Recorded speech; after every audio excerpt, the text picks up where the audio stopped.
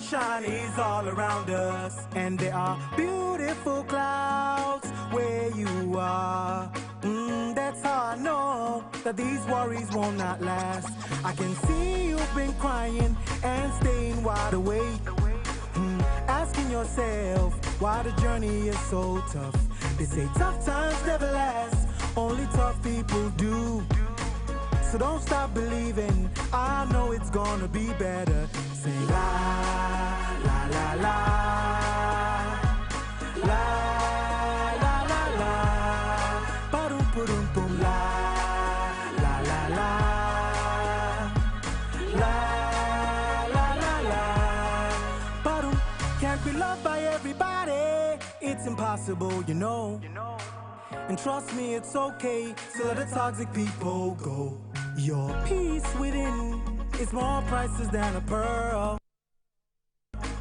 You got to be happy, cause life's just way too short. Don't stress the little things, they will only waste your time. Just take it easy, easy like a nursery rhyme. And I'm singing, I know it's gonna be okay. So I wanna see you smile today. Hey, you just gotta be happy, man. Good days, bad days, it's all part of life. But you must keep the groove on and enjoy every single day. I'm sure you've had some happy days before. So what makes you think you can't have more? Keep on fighting and you'll see. You will soon see rainbows. Hey, come on! La, la, la, la. La, la, la, la. Ba-dum, ba-dum, boom. La, la, la, la. La, la, la, la. Ba-dum, ba-dum, boom. La, la, la, la. Happy day.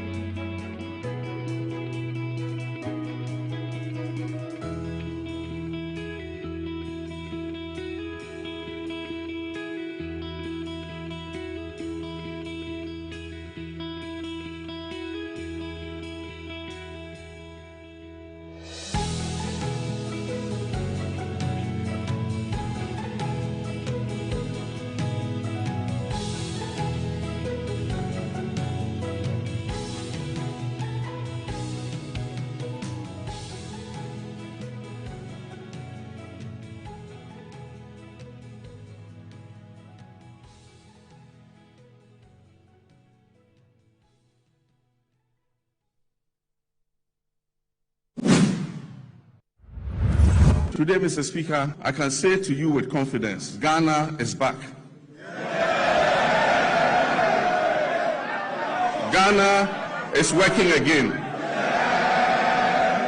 And Ghana is open for business. The fundamentals are improving, and the path to sustained acceleration is very clear to everyone.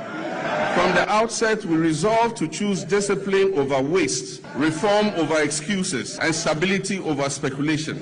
As a responsible government, our first order of business was to halt the economic hemorrhaging and restore order to our public finances. We tightened expenditure and commitment controls. We improved payables reporting and conducted a comprehensive audit of 2024 commitments to restore credibility and discipline. Mr. Speaker, these measures have begun to deliver some of the most remarkable economic outcomes in decades. Mr. Speaker, the gold for reserve policy, what they have failed to tell Ghanaians is that the Bawumia that they attack, Mr. Speaker, the Bawumia that they attack, the Bawumia that you attacked is the brainchild of this policy. Mr. Speaker, I would want to urge the government, give to Bawumia what belongs to Bawumia.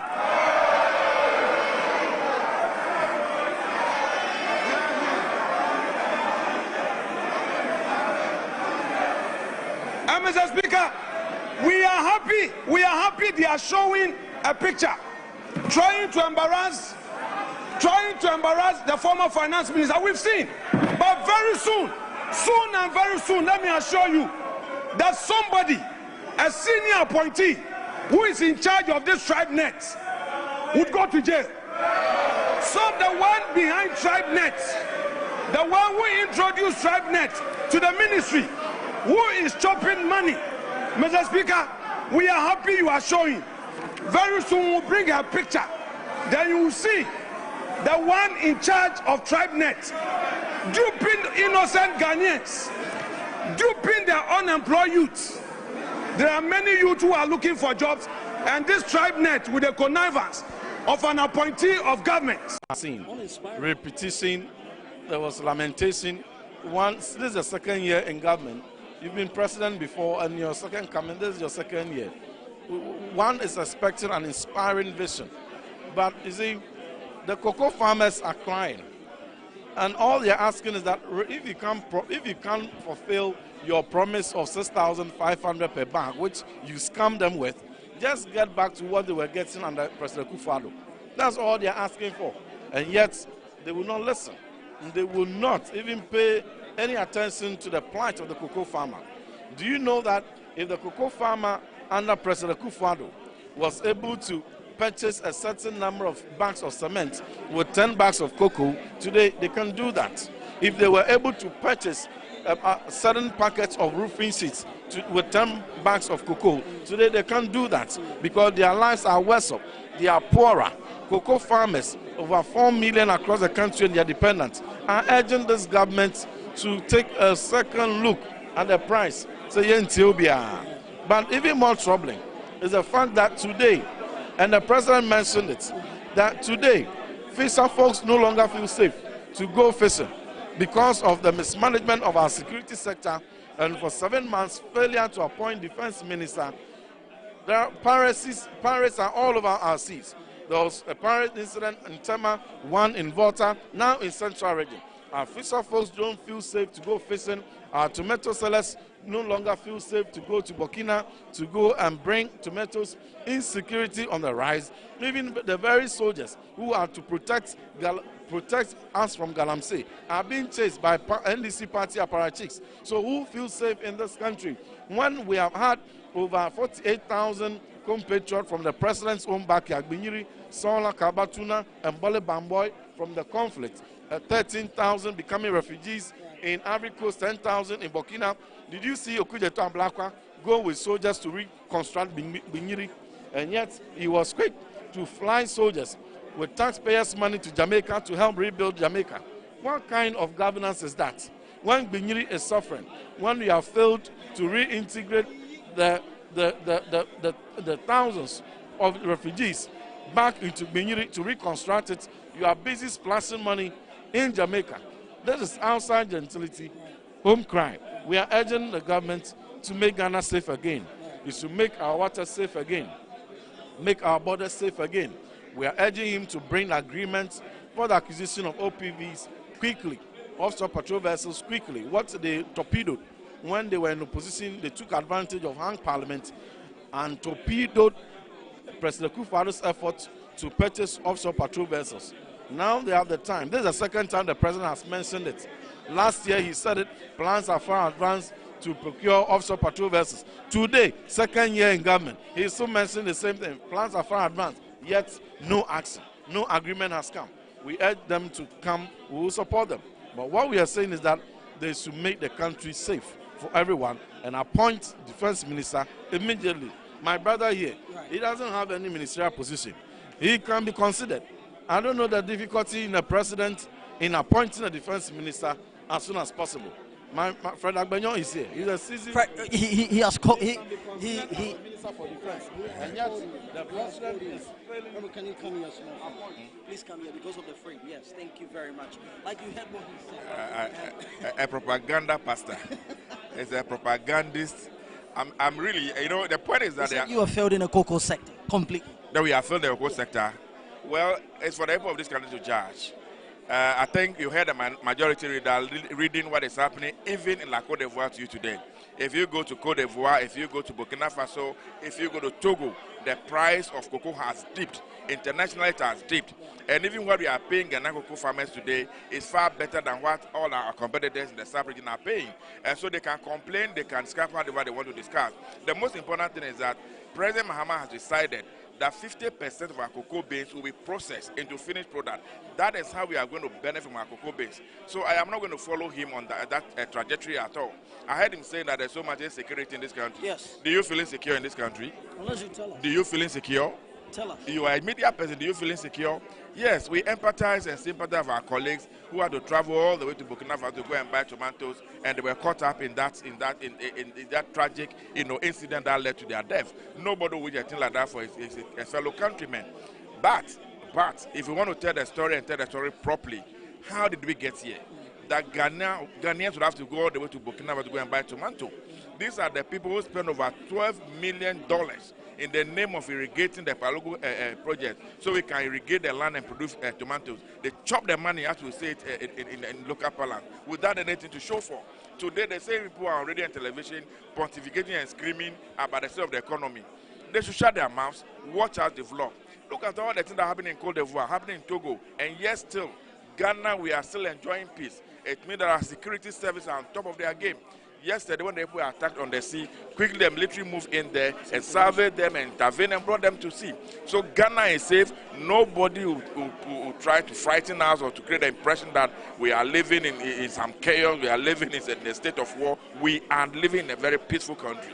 On the matters of accountability, I mean, Ghanaians and also the minority are saying that the government is not doing anything about it. Like the Palogo Dam you cited, they have chopped the money. Have they accounted for it? Well, as the whole say, the will of justice drying gradually. We are in a democracy. You cannot go and bundle anybody and throw anybody to jail. Out of Abuja by now, most of them are rotting away in jail. But we are in a democracy, and the rule of law requires that they go to the due process of the law. And so the Attorney General will need to do the investigation, they need to build docket, they need to go to court. When they go to court, they have to go through the entire court process. The accused must have their day in court. And so until and unless a court of competent jurisdiction pronounces anybody guilty, the bare facts may be facing you in the face, but that alone is not enough to convince anybody. And that is why it seems they have the loud voice and they are speaking today. You and I were in this country for the past 8 years, and we witnessed the kind of governance that they gave us, the kind of corruption that we saw. Very, very unprecedented corruption. But because we are now not a court to pronounce them guilty or sentence them, that is why they are still walking around and talking the way they are talking. Finally, the 24-hour economy, the president said it's about to take off, or it's getting taken off. What do you also make of it? Well, I think just about a week ago, we passed the authority law, and now the president said it's about to take off. It's one that is going to change this entire economy. It is one that is going to create employment for the young people of this country. agriculture is going to play a very major leading role. And so it's a good thing. All of us must support, all of us must embrace it. And when the 24-hour economy program kicks off, I'm sure all of us are going to be a beneficiary, and that is what is going to transform this country significantly. Well, thank you very much. I see the finance minister here, Casey Lato-Forson. We want to chase after him and see. Yo, come.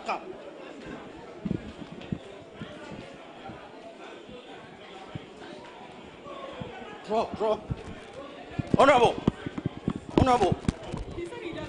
just 1 minute. Yes, sir. And the arrest, you address the media, just 1 minute. 1 minute of your time.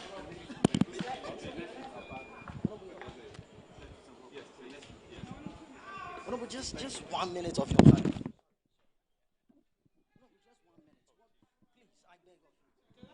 Just 1 minute. You are live. Let us understand. Just in 1 minute. Let us understand. What do you make of the projection so far? The minority we are seeing in black and also with the Shas. I don't know whether they are demonstrating or mourning for cocoa farmers. That's what they said. You have made some projections so far. Let us understand. What do you make of their posture in the chamber? And also, what do you also make of the president's statement?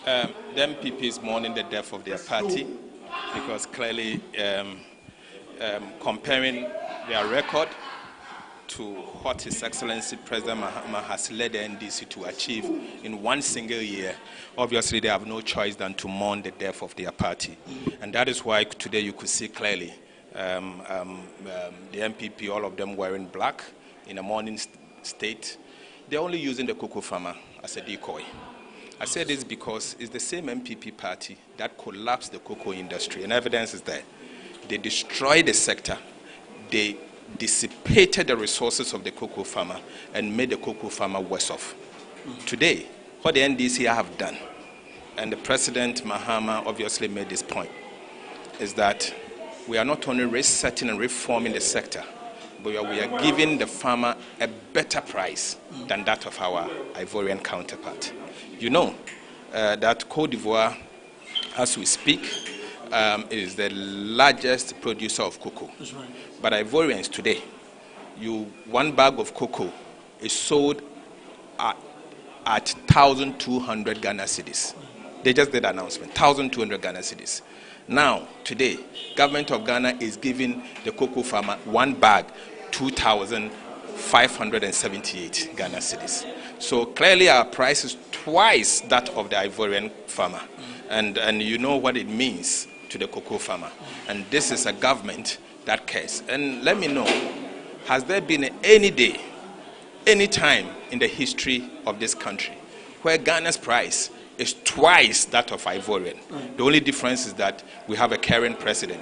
President Mahama cares, and he has given the cocoa farmer, Ghanaian cocoa farmer, a better price than that of the Ivorian. Is it not true that the methodology for recruitment of the security, what happened in Parliament yesterday, there was a banter from the minority? I think the minister responsible for Interior explained, and the minister responsible for Interior, who is responsible for the recruitment of the security services relating to his sector, made this point clear, that he believed, and his ministry believed, that the era where people are made to travel long distance to recruitment center and write examination should be a thing of the past.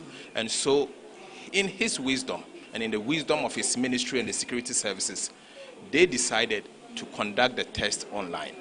This will not be the first time we are seeing an online aptitude test. And so I think we should commend him for such an initiative, and that he's allowing people at the comfort of their home to be able to take part in the recruitment processes. You know, oftentimes impressions are created that it is better for us to go back to the old way of doing things. But change is what we require. And we can't, as a country, be used to old way of doing things. So I commend His Excellency the President, particularly the Minister, for such a vision to allow Ghanaians to take part in the recruitment. But let me say this. Under MPP, President Akufo-Addo and Alhaji Bawumia, did you ever witness a recruitment process? They didn't. Most of the time, they just pick their family men and party people and put them in through the recruitment. An attempt to be transparent Rather, is what the minority is talking about. Was there no minority at that time to put them on? But that is why you recall, and my days as minority leader, I raised those issues, that we do not like the approach of recruitment, and recruitment must be made public for every Ghanaian to have an opportunity to take part. Unfortunately, they did not listen to us, and they recruited people in secrecy into the security services. Minister responsible for Interior has not done that. Even the Ghana Armed Forces has not done that. We are allowing every Ghanaian, giving every Ghanaian opportunity to take part in the recruitment process, and that is what you see. Thank you very much. Well, thank you very much, Charles. We're speaking to... We talk too much and we complain too much, and most times when we even get the opportunity, we hardly make any meaningful changes. You must realize that there's no time in history than now that you have a unique moment and opportunity to assert and assume leadership. And you must realize that leadership to a large extent is not bestowed, it's not handed over to you. You must prepare yourself for leadership and be able to accept it.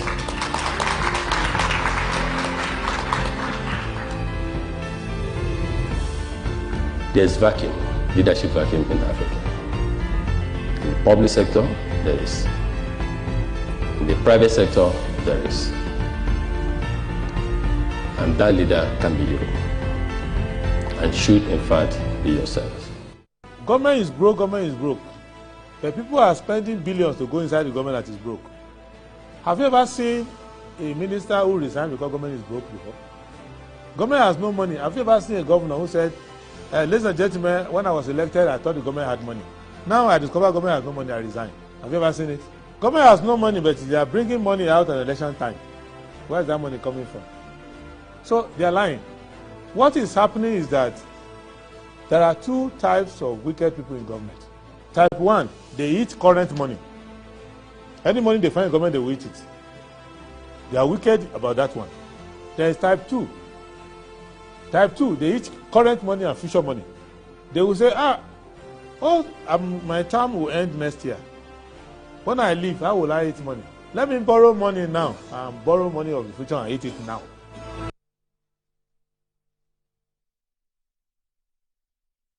All right, assalamu alaikum wa rahmatullahi ta'ala wa barakatuh. Good morning. Thank you very much for joining the show. This is Good Morning Ghana on Metro Television. This show is also live on 94.1 FM. As you can see, we have as advertising on your screen. So please tell a friend that the show is live on 94.1 FM.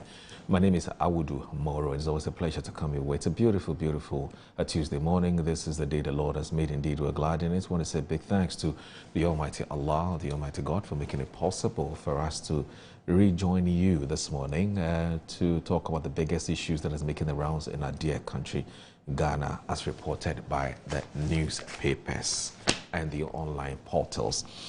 So I'll go straight ahead and look at what the newspapers are reporting, and I'll start with the Daily Graphic this morning that says that government can now issue domestic bonds, DDP, induced restriction lapses. Ratifying African Court Protocol, you have nothing to fear, President Mahama to African leaders. Ayawaso East goes to polls today. No plan, no cash bill to tighten fiscal discipline upon Nkrumah. That's at the front page of today's Daily Graphic. The Ghanaian Times says that President Mahama urges AU states to ratify African Court Protocol. GHIS calls on Parliament to pass Surveying Council Bill. 10 die in Ahafo mine pit collapse, survivors receiving medical attention. Daily Guide says the court throws out Ayawaso East by-election suits. No mining pit collapse at Manso, Tontokrom youth. Produce 600 million cedis recovery information. Lawyer to Iyoko. No plan, no cash bill laid before stakeholders. There's also 3 arrested for lynching man at Lashibi. The Insight. No mining pit collapse at Manso, Tontokrom, according to youth. And there's SMG condemns arrest of Comrade Buka in Gesa Omole and demands his immediate release by Kenyan authorities. Imperialist aggressors at work again. Israel, US bomb Iran in war that cannot be won. And the arrest of Dr. Fred Mbembe, an attack on democracy, Socialist Party, People's Space Movement, Pact Movement. Sam George faces accusation of illegal land grab at Old Ningo. And there's Doyumo Jasi honored with doctorate for conflict resolution work. SMG condemns arrest of Comrade Buka in Gesa Omolo, demands his immediate release by Kenyan authorities. That's a story that I've looked at already. Sorry about that. Daily Post says that Lordina Foundation gifts Asukokwao community, Asukaukau, I believe so. Community, a maternity and children's health facility. President Mahama officially opens the 2026 judicial year of the African Court on Human and People's Rights. And there's an ex-Cocoa Board CEO, Joseph Boahin Edu, sneaks a missing car back to Cocoa Board after using it for 14 months. Let's now look at what the Business and Financial Times is reporting this morning. It says that consumers warned to brace for possible fuel price hikes. Let's Lechego Group CEO meets with regulator. First Bank appoints Rosie Ebi Arthur as acting board chairman, and there's from friction to alignment bridging the Gen X, Gen Z leadership divide. Zen Petroleum honors 16 deserving retailers, and as government signals return to longer-term borrowing as DDEP restrictions expire. So what's on the online portals? Go to My Joe Online that says Ayosi East voters to elect a new MP today. Build a war chest. UHMPO makes case for leveraging gold to boost reserves. And the City Newsroom this morning says Ayawasu East, over 40,000 voters to elect new MP today. Terror threat to Americans looms over Iran conflict. Professor Adrian Danso. Ayawasu East, who will not engage in vote buying, MPP. And as we're living in fear, stranded Ghanaians in UAE. Ghana Web says Bakavoma shares alleged recording of attempted bribe at Kandapa, citing Oforiata. And there's also understanding a fixed income investment, a beginner's guide. The NPA raises fuel price floor for March 1 window. And there's Tammy Abraham open to Nigeria return after England snub. They do this all the time, don't they? Once the foreign countries reject them, they want to come back to Africa. Why do you do this? We can't play second fiddle. Anyway, MetroTVOnline.com, that's your favorite. My favorite, MetroTVOnline.com this morning says that oral is the most useless thing I've ever had. Kofi Tonto. And there's no player is guaranteed a place in Black Stars, according to George Afriyie. And there's 24-hour Economy Secretariat, Venture Capital Trust Fund, joined forces to back SMEs. And there's a Middle East crisis. Ghana evacuates all embassy staff from Iran. And there's a government clears 2025 rent allowance arrears for prison service GNFS. Finance Ministry lifts 3-year ban on domestic bond issuance. All right, so that's it for the online and the newspaper review. And please stay with us. This is Good Morning Ghana on Metro Television. I'll be letting you in on my guest shortly. Please don't go anywhere. Onunchoni ha o dangma ti chele we kun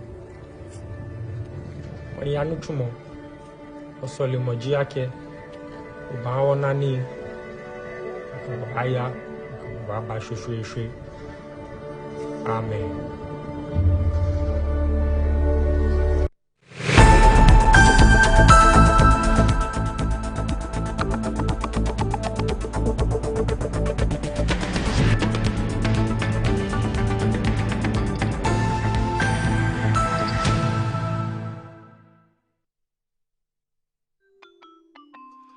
Start your Kids Day the right way, filled with confidence to take on any challenge. Pepsodent Kids contains the right amount of fluoride and sugar acid protection to care for their developing gums and teeth. Grab either orange or strawberry so they brush with the sweet flavor they love morning and evening. Pepsodent Kids, giving your children a bright smile for a brighter future. I'm a brand manager. Of course, I accept only quality and affordable printed souvenirs for my promotional campaigns. I'm the head of academic affairs of a very important institution in Ghana. Of course, we only deal with quality, reliable printing companies for our institution's printing materials. I'm talking about appointed time printing. Appointed Time Printings. We take pride in our extensive print scope that transform your ideas into captivating visual masterpieces. We delve into the core objectives and vision of each print project. Precision printing is at the heart of our printing process as we meet your tight deadlines. Our rigorous inspection, color verification, and overall printing excellence are assured. 20 years of printing excellence. It's always a pleasure working with you to create a vibrant, dazzling printing experience that gives you a masterpiece. Appointed Time Printing, your world of quality and affordable printing.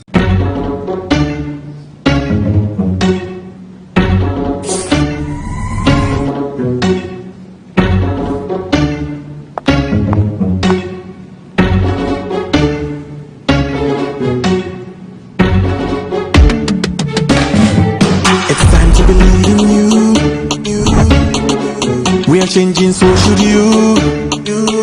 If you're dreaming, don't be afraid. And in the valleys, keep your head up high. Dare to dream with Puma drinks. Puma, Puma. Yeah, believe it, you can achieve. Puma, Puma. Oh yeah, clap your hands for the whole new vibe. Make we set the bliss. Oh yeah, come alive. Puma, Puma. Let me hear you. Puma.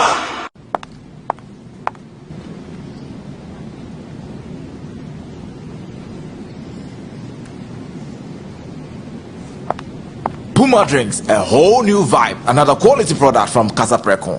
This advert is FDA approved. Brush, brush, brush, brush, brush, brush, brush, brush your teeth. Brush, brush, brush, 2 times a day. Brush with Kel-Kit. Hello, my friends. My name is Kel-Kit Toothpaste. Wow. I was made to be gentle on your gum, but protected. I will protect your teeth from cavity, make your teeth whiter, stronger, keep your mouth fresh all day. And best of all, I'm strawberry flavored. So put on a smile and try me. That's amazing. Just try me. That's my job. If you say so, jump on my brush. Makes your teeth stronger, chicky chicky whiter, chicky chicky stronger. Yay! You did it! I'm glad you like your new toothpaste. Don't forget to brush both day and night. Kel-Kit, happy smile.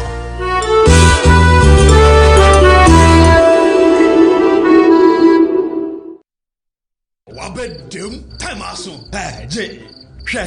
Watch it, na learning. Missy, watch and learn. Makwaya mabesisia. Abozing. Akache say no ya konati and the more drink woman. Hey. But I didn't mean. Oh, sorry. She knew her old days. Eji. Dabio, baby wom. Ready. Hey, baby wom. Ah, Aji. I'll cause some discomfort. Ah. Sorry, well, uncle, where would I die? Why your funeral? Say a Pesori insecticide GB at a user.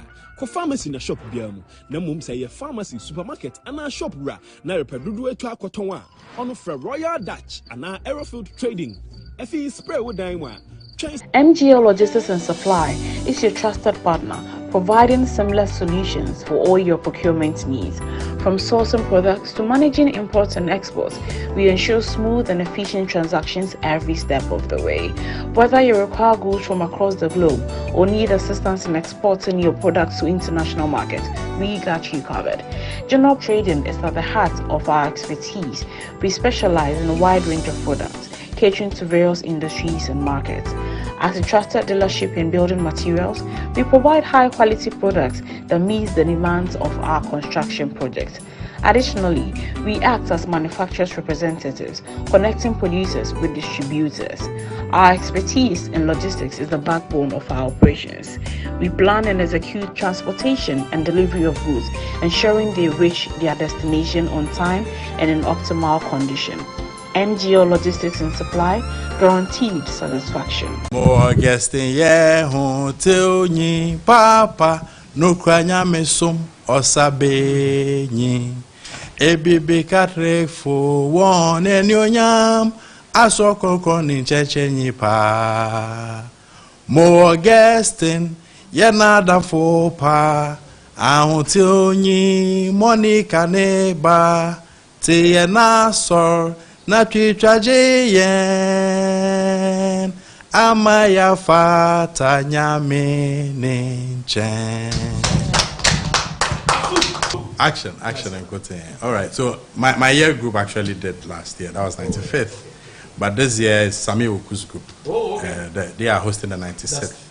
That's the 2001. Yes. So for us, because we will be doing the centenary in 4 years, there was a caveat that we halt new structures. We go more into maintenance and facelift of those that exist, because that's the other problem with most of the schools. We keep building, we don't maintain and fix. And based on the location of our school, Prime Beach Resort, it also comes with a lot of required maintenance because of the salt issue. So there's a lot of maintenance happening. Our year group actually put together a maintenance account after the legacy projects we delivered to help to maintain what we have done.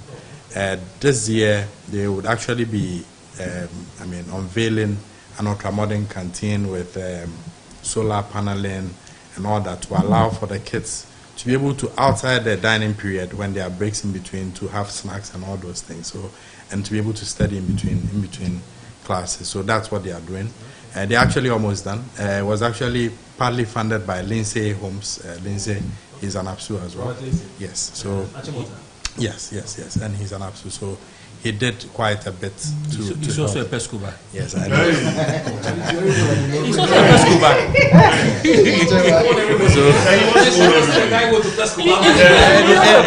He wants to own everything. But that's also the creation of the sixth form. Yeah, you know the sixth formers had a combination of. Yeah, we trained him for 5 years. Then we gave it to St. Augustine for just 2 years. Wow, so that's what they'll be delivering, and like I said, for already this year, the guys who will be hosting the centenary have already, fully, rebuilt a bungalow and donated to the school as part of their own 20th anniversary donation out of school ahead of their hosting of the centenary. So for us, we don't have to wait for an anniversary. Every single time, the old boys keep giving. And we learned this, and I like the whole homecoming thing, because when we're in school, we used to see our seniors come to do it.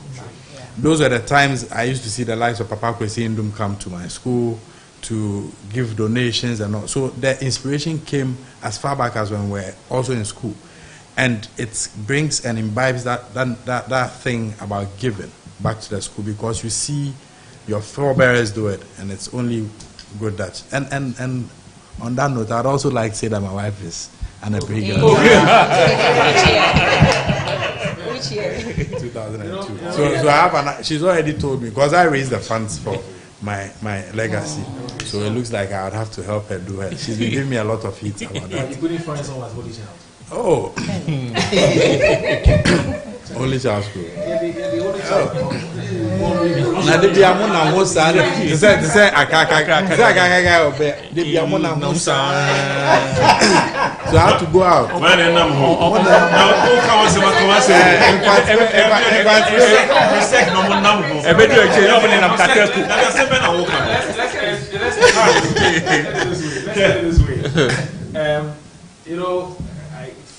From all indications.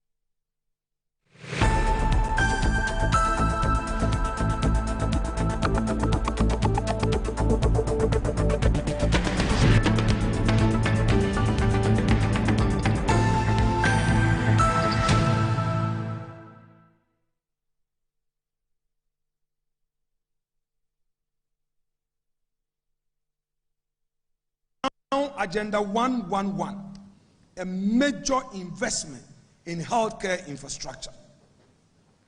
Agenda 111 was a major commitment to build 101 district hospitals across the country, extending quality healthcare to communities that had lived without it for far too long. When there is no hospital in your district, illness is not just a health problem. It is an economic catastrophe. People lose working hours. Families spend money they do not have on transport to distant facilities. Communities become reluctant to attract investment. The Agenda 111 began rewriting the geography of health access in Ghana. In all humility, I submit that to realize this dream, the current administration must do all within this power to continue these projects and ensure that they are commissioned. It is Ghana's dream. Before J.B. Danko was ever a politician, he was a lawyer. And one of the most important things he did as a lawyer was to fight for the cocoa farmers, just as his young MPs are fighting for cocoa farmers in Parliament today. J.B. Danko fought in the courts, case by painstaking case, for producers to receive fair prices for their work. The people of his time gave him a name for this. They called him Ekuafo Kanea. It means the lamp of farmers. This was not the reputation of a man who had turned his back on the people. This was a man who used every tool available to him in service of the people. Before J.B. Danko was ever a politician, he was a lawyer. And one of the most important things he did as a lawyer was to fight for the cocoa farmers, just as his young MPs are fighting for cocoa farmers in Parliament today. J.B. Danko fought in the courts, case by painstaking case, for producers to receive fair prices for their work. The people of his time gave him a name for this. They called him Ekuafo Kanea. It means the lamp of farmers. This was not the reputation of a man who had turned his back on the people. This was a man who used every tool available to him in service of the people. And this is for Mundium Fiasem. Yansha Krana, Ebia by mid this year, Omampei Mahama Eba Bayelim Dak president. Because Obia paid to me, Usho Mumua, vice president, also Onusubedi president. And then I'm saying, Yeti say, Onu, Afa Haruna, Idrusa and running mate. Yeti Yani say, Chief of Staff, Julius Debra, Onoso Namnokwai, Onoso be president, Edi, Onoso, Ose, ne running mate, any Fifi Kwete, Yeti, a majority leader, Onoso, Onamni baby, Onini Ablakwa, Omoso Yomu permutation, Yenua finance minister, Ononso, Obose, Obedi president, Ononso, Epipen running mate. Inti, Adiano, Atasa Obebia.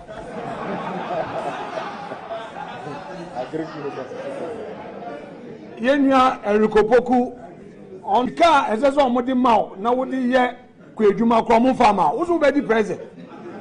Onu, opening Erikopoku, the difference between opposition and government. Our opposition are kati brofwa kasia and Obedi minister. Siko di beye juma krampono aya asema mano. Onu suzi Obedi president and this is for the no. Ebe huhu into omundi omufi asem.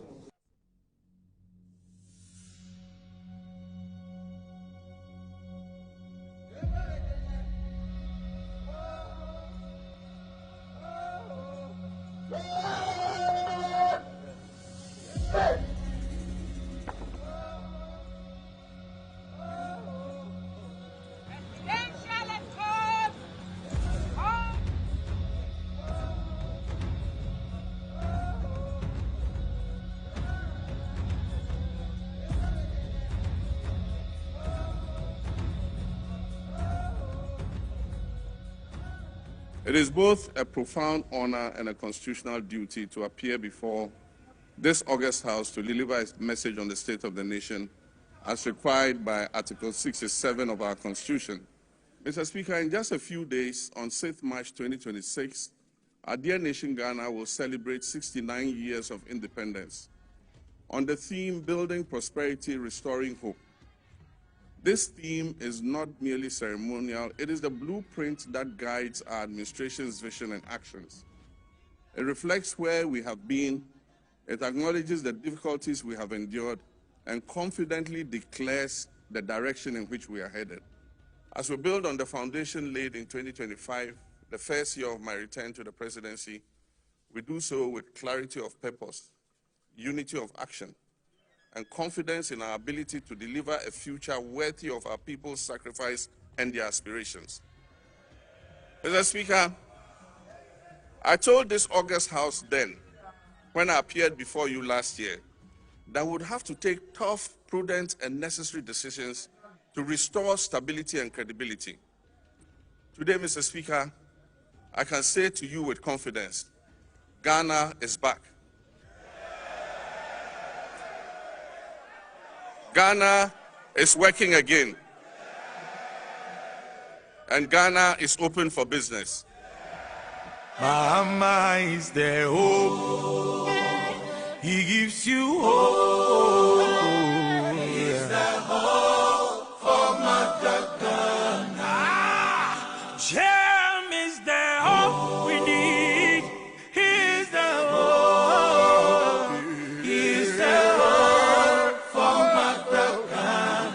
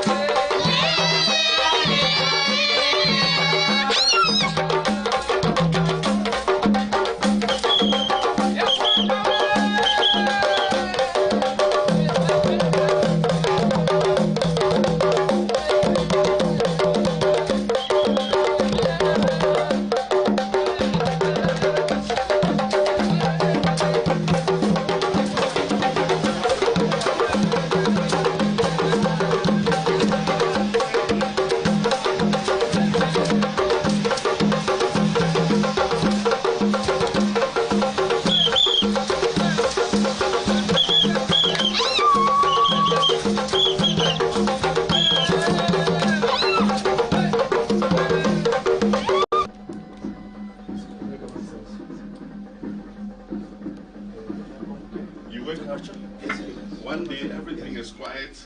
And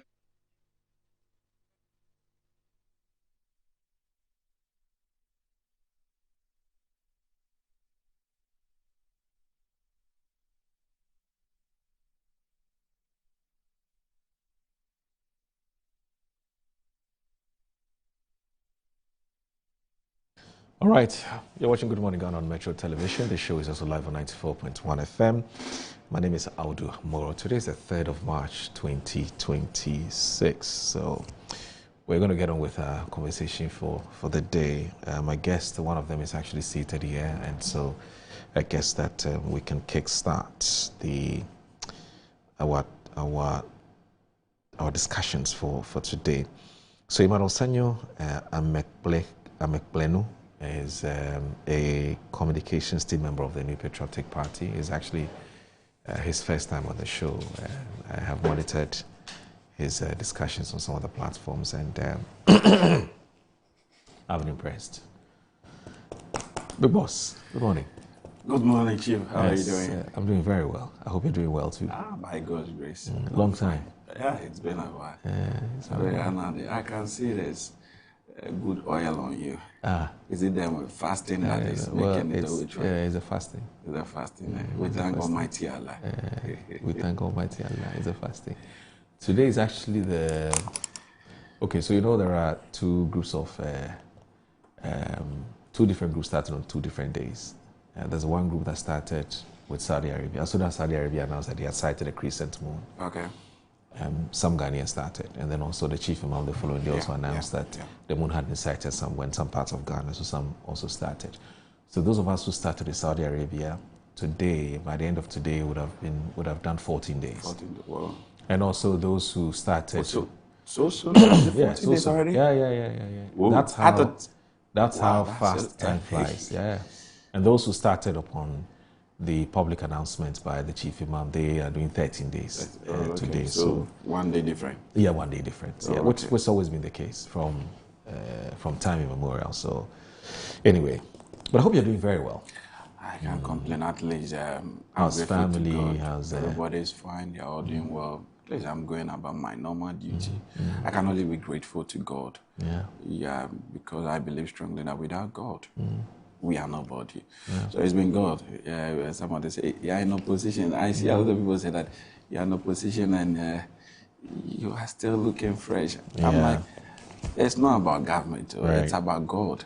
You can even be in government and still look like somebody who is not in government. That's why you see others saying that people in power. Yeah, there are people who are in power and out of power, even though they are in power. So for me, I think that the grace have sustained me till this far. And I want to say a very big thank you to God and this is my birth month.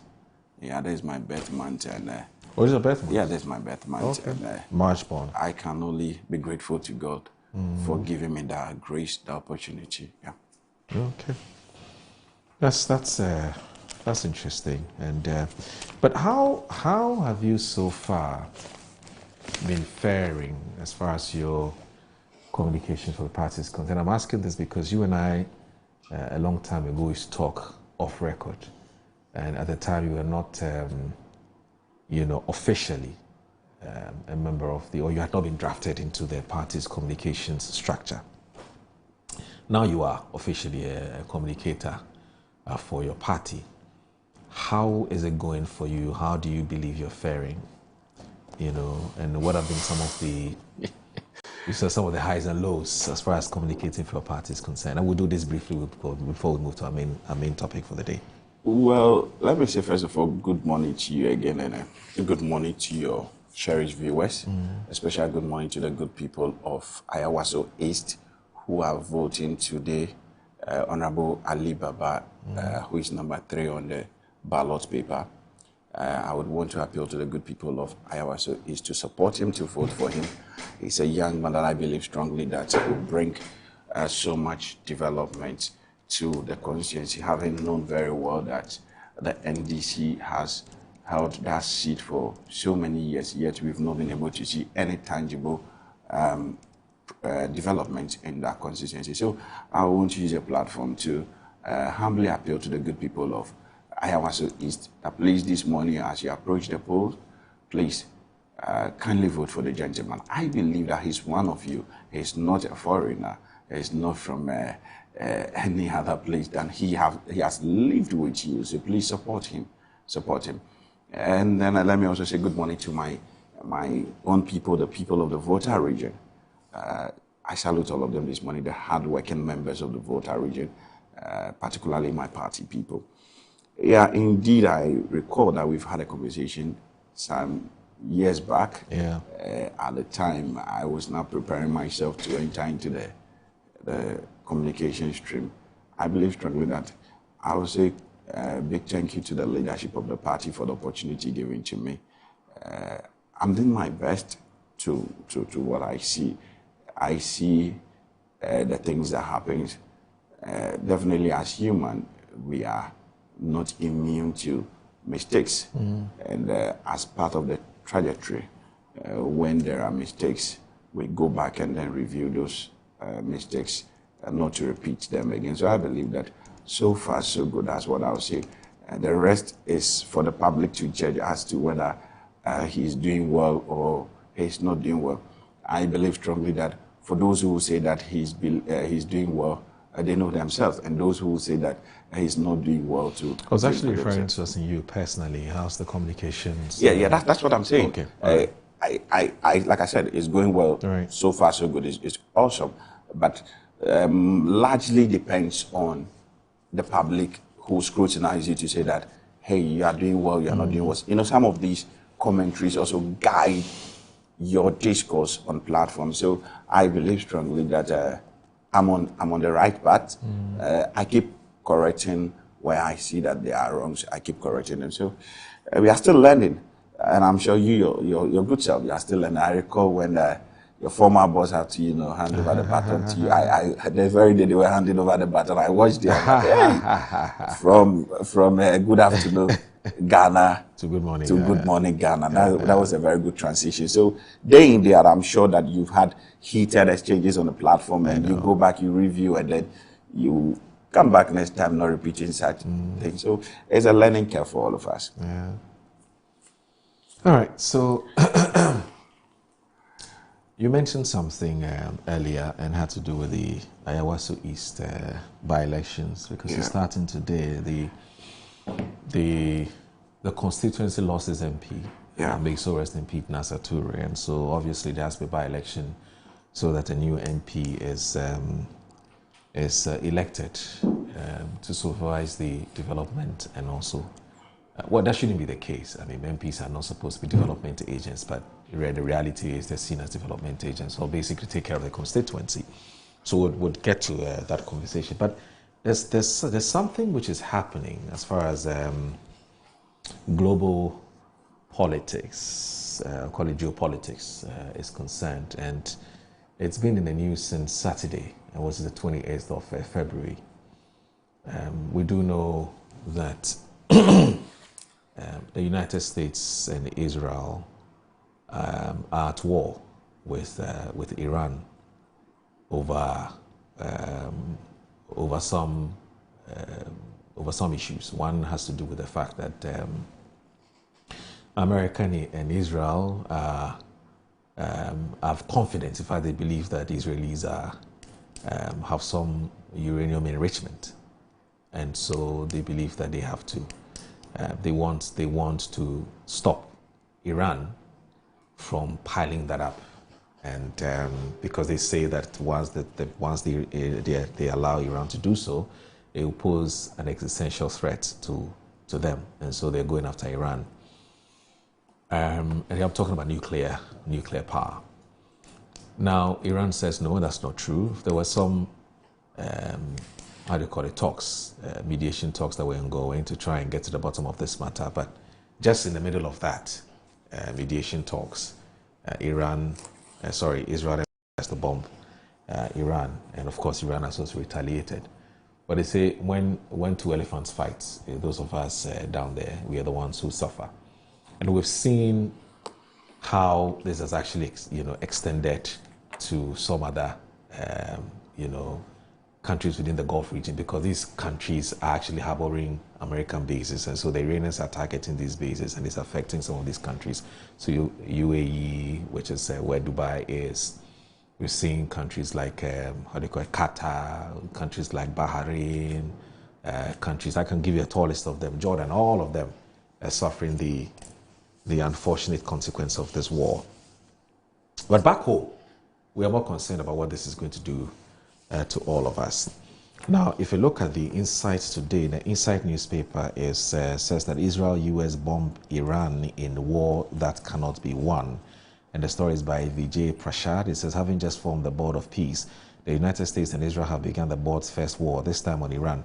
The US-Israel attack launched early on Saturday, February 28 on site in Iran has already caused devastation, including the deaths of at least 60 little girls from an elementary school in Minab, which is called the Hormozgan province, and dozens of others across the country. The latest estimates put the death toll at 201. In fact, some news portals are reporting close to 500, so it depends on which one you want to take.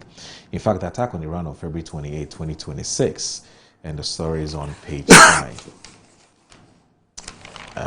Let me look at this. Yes, was not the first strike on Iran. Israel and the US have been in a state of war against Iran for decades, either through direct military strikes, as recently as June 2025, or through the long hybrid war imposed on Iran, including punitive US sanctions that began in 1996. Neither Israel nor the United States value the United Nations Charter, whose Article 2 has been routinely violated by both. Neither face condemnation in the UN Security Council, which impacts the reputation of the Charter. For decades now, the United States and its global North allies have demonized Iran, treating its politics as terrorism and its government as dictatorial. They have essentially created the argument that attempts to overthrow a government in Tehran is legitimate, even if it's a violation of the UN Charter. However, US President Donald Trump does not have the appetite for a long war. He has a short attention span and seeks quick victories that can quickly give him a headline for the news cycle, like the kidnapping of Venezuela's President Nicolas Maduro on January 3, 2026, and the executive order to prevent the sale of oil to Cuba on January 30. Trump hoped for a similar outcome, the assassination of Iran's supreme leader, Ayatollah Ali Khamenei, or the president Masoud Pezeshkian. Now, reports have confirmed that Iran's supreme leader was in fact killed in the Israeli-US attack. However, despite Trump's call for regime change, so far there has been no change in political leaders. The Israeli-US strike in June 2025 did not destroy Iran's nuclear energy project, nor did the strike in February 2026 destroy Iran's political system. Now, the Insight goes ahead and gives us history to why we are where we are today.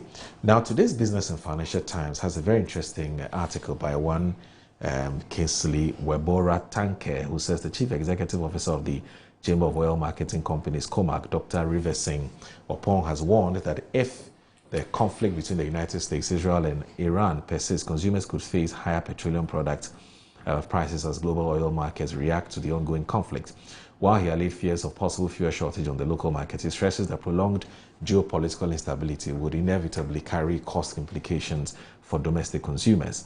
The impact on Ghana would obviously be reflected in rising prices. There will certainly be a surge, Dr. Opon said in an exclusive interview with the Business and Financial Times in Accra.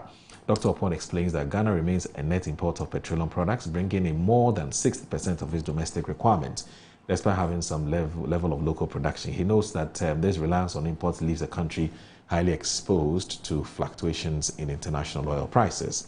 Now, on why consumers should not entertain fears of potential shortages, he said operationalization of the Tema Oil refinery and the Dangote refinery, the largest in the region, should help curb any scarcity of refined petroleum products. Availability and accessibility may not be a problem for us, but affordability is the big question. His comments follow the opening of the first pricing window for March, which recorded a marginal increase in fuel prices across the board. The bi-weekly pricing window opened in March 1 and is set to close on March 15. COMAC is projecting petrol prices to rise by 2.89% to about 12.04 per litre, while diesel is expected to increase by 0.86% to approximately 13.22 per litre. However, LPG prices are forecast to decline slightly to 13.87 per kilogram, cedis per kilogram, the first reduction in 2026. The hike, according to COMAC, is largely influenced by rising crude and petroleum product prices on the international market. The National Petroleum Authority has also confirmed that the price floor for the March 1 to 15 pricing window has been raised, with petrol now selling at a minimum 10 to 10.46 cedis per litre, up from 10.24 cedis, while diesel has increased to 11.42 cedis per litre. Now, these adjustments represent increases of approximately 2.1% for petrol and 0.7% for diesel. However, industry experts have warned that these increases may be only a precursor, with steeper hikes expected in the second half of March as the conflict between US Israeli forces and Iran continues to ripple through global energy markets. And it goes on and on. So Brent crude prices surged more than 10% in early trading in March 2, reaching $80.11 per barrel. It's now $80 per barrel. Analysts say the global benchmark could climb to 90 in the coming days if the conflict persists. So this is where we are. I don't know what you make of what's happening in the Middle East. America, Israel on one side against Iran, and so far it's been a bad sight to behold. We're talking close to 500 casualties, people who have lost their lives in Iran. For now, in the case of America, there's only 4. We're told 4 people have lost their lives as well. The numbers are not very clear in Israel in terms of the number of people who have lost their lives. Some cases we hear 1, some cases we hear 2. But are you as worried as the rest of Ghanaians, even though COMAC is telling us that yes, there will be availability of fuel, but at what cost?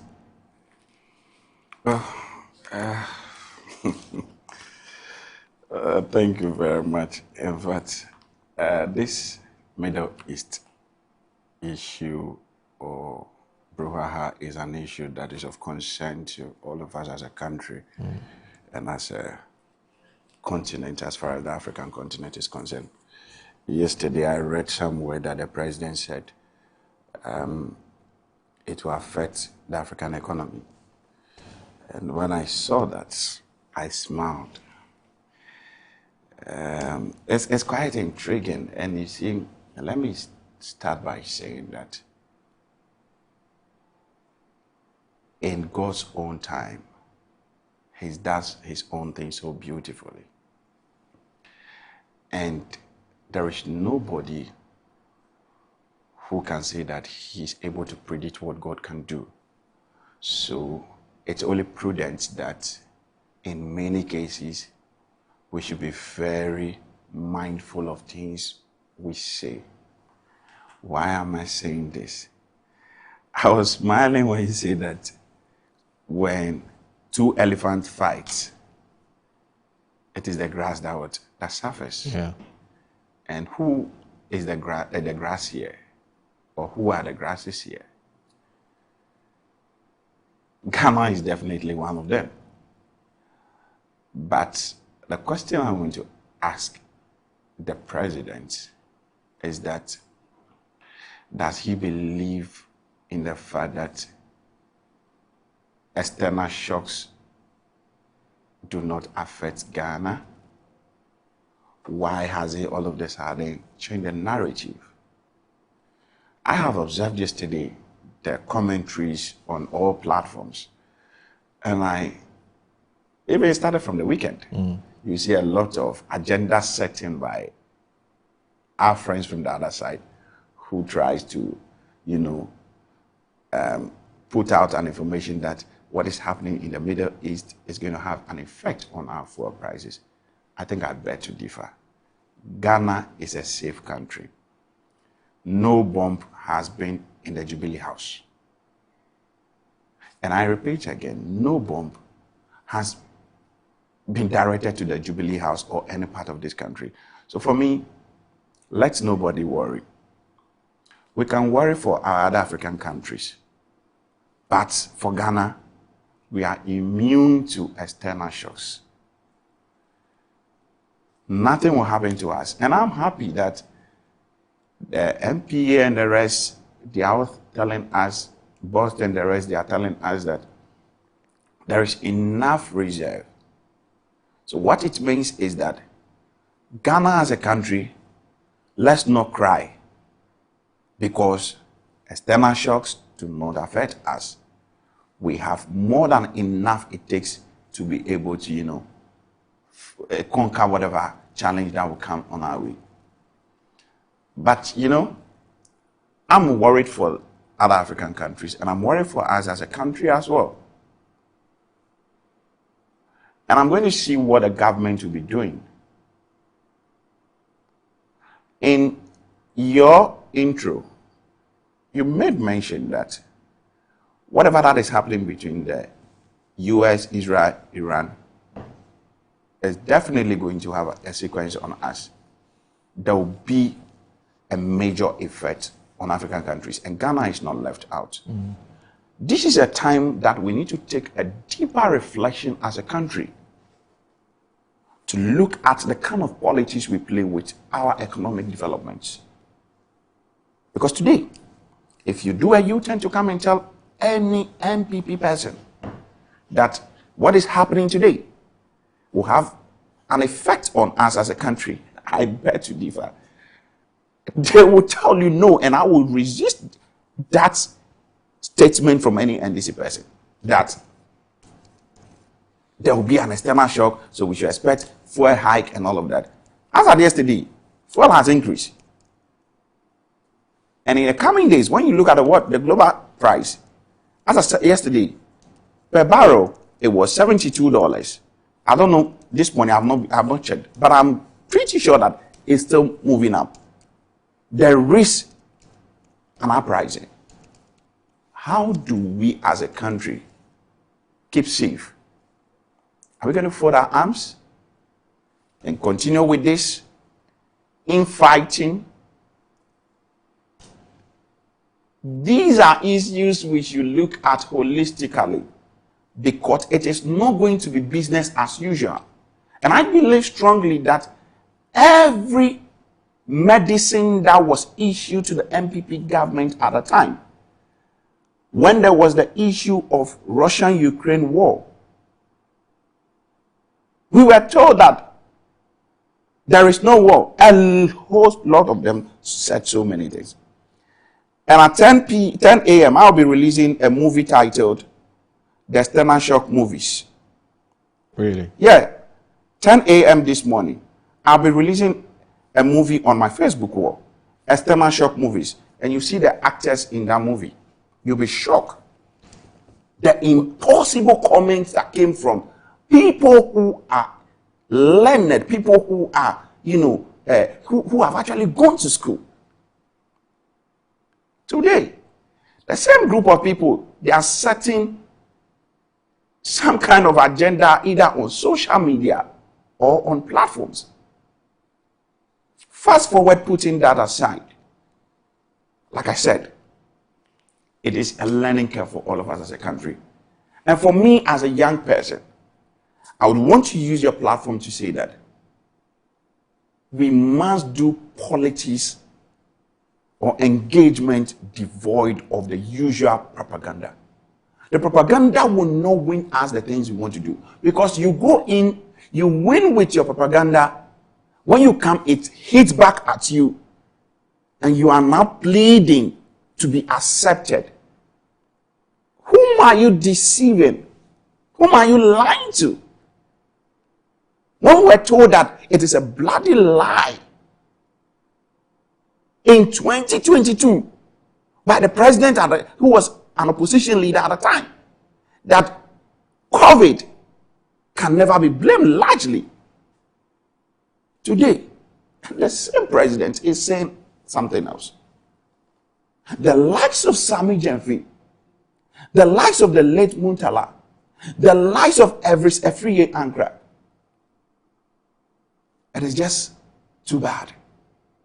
So for me, what is happening in the Middle East, I have read yesterday, Nigerians also, you know, lacing their shoes. You know, Nigeria, they are one of the leading figures when it comes to oil. And for them, I think that they should be thanking Dangote and some oil gurus over there. They have enough over there. And every African economy is lacing its shoes, knowing very well the dire consequences of what is happening. Just this morning, like I was trying to discuss with you off the camera about the bombshell at one of the energy areas in US. It's something that is of worry to all of us. Because if it becomes, you throw at me, I hit you back, the more that is going, in terms of trade, the figures will be shooting up. And don't even underestimate what US can do. And don't also underestimate what the Iranians can also do. So they'll come at each other, and that is exactly what they are doing. So for me, I have seen the Foreign Affairs Minister issue a statement. I've seen the ECOWAS also issue a statement. I don't know to what effect those statements will really help. Because these are two major economies, or three major economies that believe that they have the balls.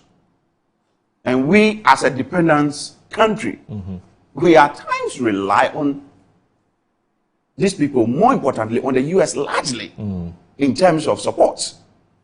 So it is a time that we need to be very tactful in terms of what we put out as far as diplomacy is concerned.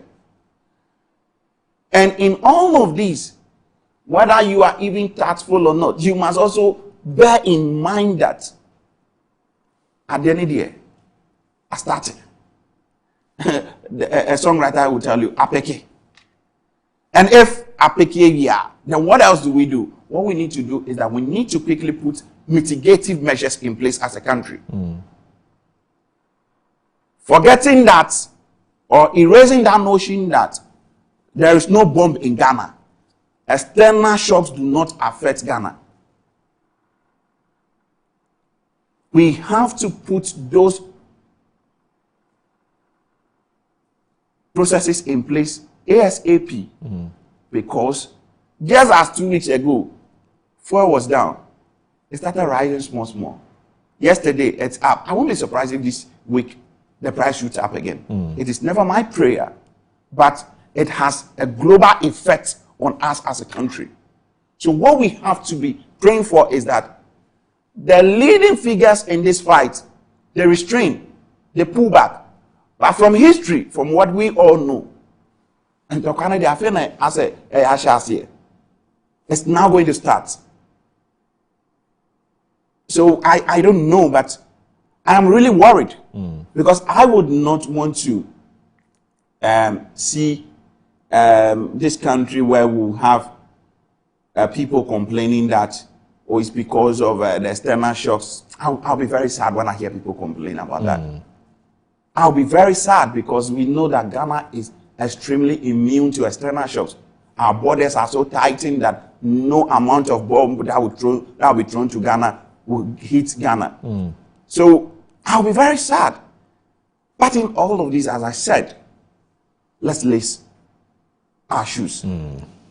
Let's lace our shoes and, fight the battle that lies ahead. Because this is just an intro we are seeing. That started by the US bombing the Iran, and then the Iranians have also, retaliated. Okay. We'll take a breather. But before we do that, we would revisit the earlier statement you made about whether the NDC, when they were in the opposition, had acknowledged or not acknowledged the impact of, and I believe you're talking about COVID. Yeah, COVID, Russia-Ukraine war. Yes, and also what happened with the Black Sea, which is the Russian-Ukraine war, and what its impact on Ghana's economy has been, would interrogate that whether the facts actually bear you out or not. You're watching Good Morning Ghana on Metro Television. Please stay with us.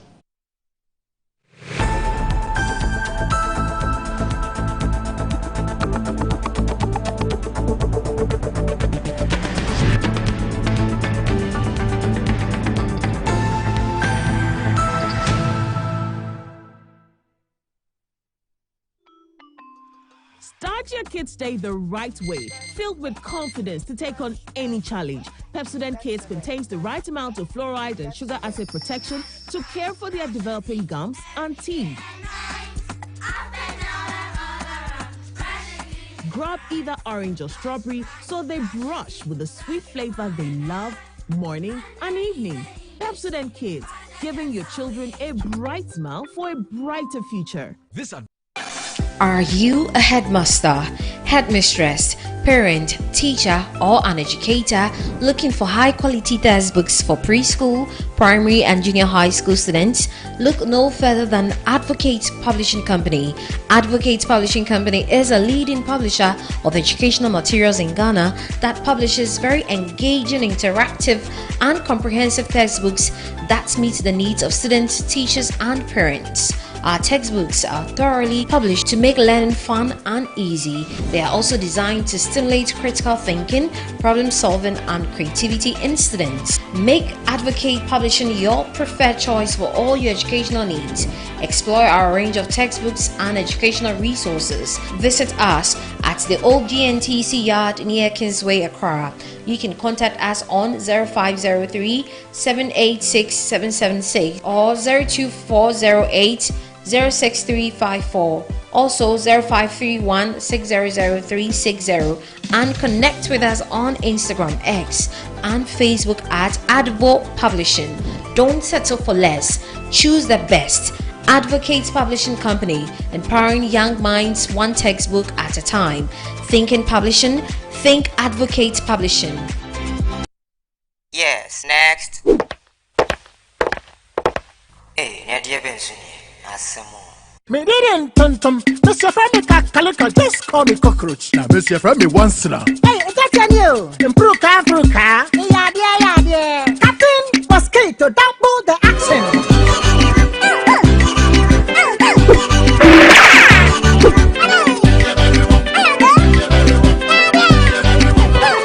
Me did it, Sasso spray. Mr. Friendly Sasso quell. Yeah, go to my Sasso.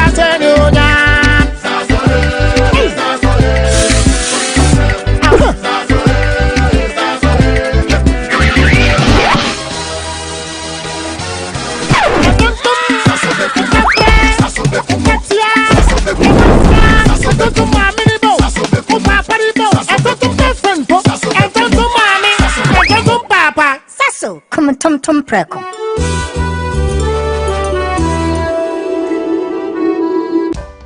In my line of work, a confident smile is everything. Kel Charcoal Toothpaste keeps me on top of my game and ensures my smile is always radiant and bright.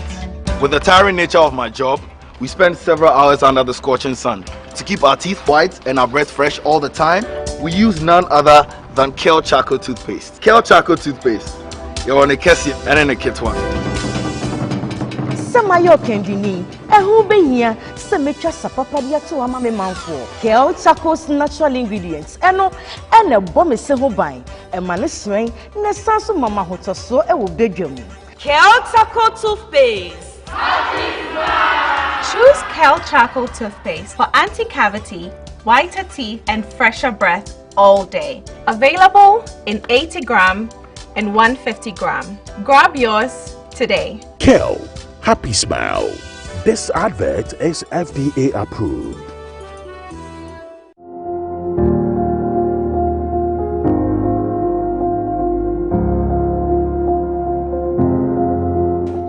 Zoomlion Private Services Limited, your waste management expert.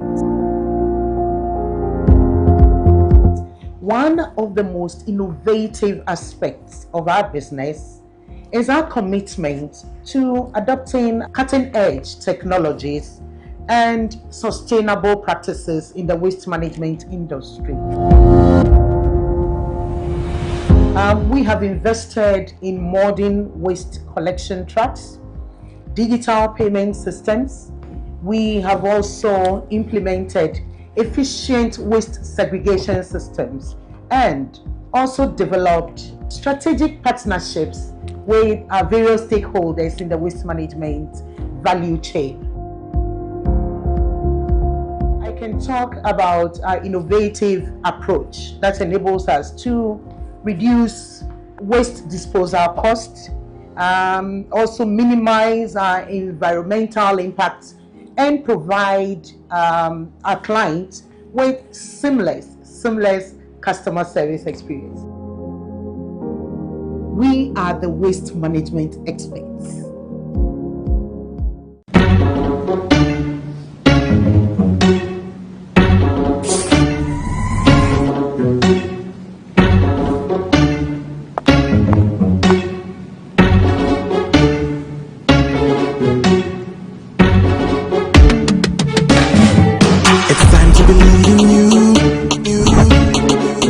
Changing, so should you.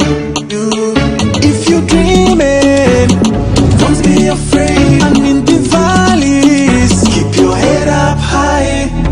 Got to dream with Puma drinks. Puma, yeah. Believe it, you can achieve. Puma.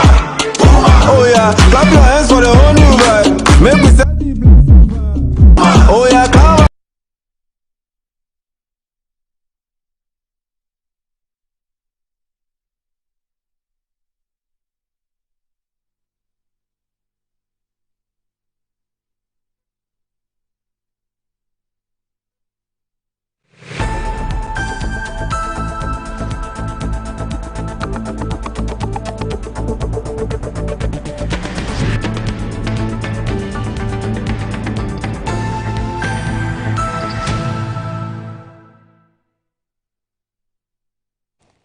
You're watching Good Morning Ghana on Metro Television. The show is also live on 94.1 FM. My name is Audu Moro. I'm here with Emmanuel Sanyo Ameklenu, who is a member of the NPP's communications team. We're also expecting Theophilus Jimega, who is a member of the NDC's communication team. He's a lawyer and also an engineer. He would be joining us shortly, and so that because a lot of you are sending messages asking where's the NDC rep. Well, the NDC rep should be joining us the next few minutes to make the team complete. Anyway, so we're still here, and we're having a conversation about the Middle East conflict. That's America, Israel on one side against Iran, and you were wondering whether, in fact, you're not wondering because you're stating that as far as you're concerned, these geopolitical events would have no impact in Ghana because we're supposed to be preparing, we're supposed to be ready for some of these things, per what the NDC has told us, the government has told us. And you went ahead to say that you want to be consistent because what you know is that the NDC has consistently said that these external events have no impact on Ghana. I think that's the point you're making. Yeah. Okay. So, and then I said before the break, and I said that that assertion is not entirely true. It's not entirely true. In fact, there's a story. There's actually the story on Ghana Fact, which is run by Suleiman and his people, Suleiman Abraham, the Media Foundation for West Africa group. Now. And I think it's about the story. Now it says, fact check. Bawumia's claim that Mahama refused to admit negative impact of COVID on economy is false. Now, so former Vice President Bawumia. When was this? This fact check was done on October 7, 2025. This was last year. Because, it kept coming up, as to whether John Mahama, when he was at the UN General Assembly, when he was having it was given a speech on the Accra Reset, and his comment about the impact of COVID-19 on African countries, and how some of the newspapers and online portals reported that, finally, John Mahama has admitted, and that was when he was in opposition, John Mahama had admitted that COVID had had a devastating impact on the African countries, including Ghana. You remember almost all the newspapers reported it, So it came up, I believe, in some discussions last year. And so Fact Check Ghana had to do their fact checking to find out whether indeed Mahama had acknowledged it or not. Because Bawumia kept claiming that finally, Mahama had acknowledged that COVID had an impact on Ghana's economy, when indeed the NDC had said that COVID and Ukraine-Russia war had no impact on the economy. Now, this is what Fact Check Ghana says. It says former Vice President Bawumia's claim. Former Vice President Bawumia claimed that the then opposition candidate John Mahama had refused to admit the impact of the COVID pandemic on Ghana's recent economic downturn. But our checks show that Mahama had, since 2021, consistently spoken about the negative impact of COVID on Ghana and the wider African economy. And it says that, the president is said to have made the supposed admission while speaking during a side event dubbed Accra Reset on the sidelines of the just ended United Nations General Assembly, UNGA, in New York. Now, in a video from the event, President Mahama is heard discussing the devastating effects of COVID-19 on Africa's economy, stating that the COVID-19 pandemic had in 2 years set Africa's poverty reduction fight 20 years back. President Mahama said in global health, since 2000 alone, more than 50 million lives had been saved through expanded access to vaccines born out of a new development consensus 2 decades ago. And this is what he's been quoted to have said. And that provided life-saving tools to billions of the world's population. This progress deserves recognition. It reminds us of what becomes possible when global solidarity rises to meet global challenges. And yet, even as we celebrate these gains, the cracks in the global order are growing in the face of current global shifts. The COVID-19 pandemic erased 2 decades of poverty reduction in less than 2 years. Climate change has driven nearly 735 million people back into chronic hunger. Almost 1 in 10 of the world's population is facing chronic hunger. Now, Bawumia then reacts. Of course, at the time he was vice president. He said that he was on a campaign tour of the Eastern region on September 25, 2025.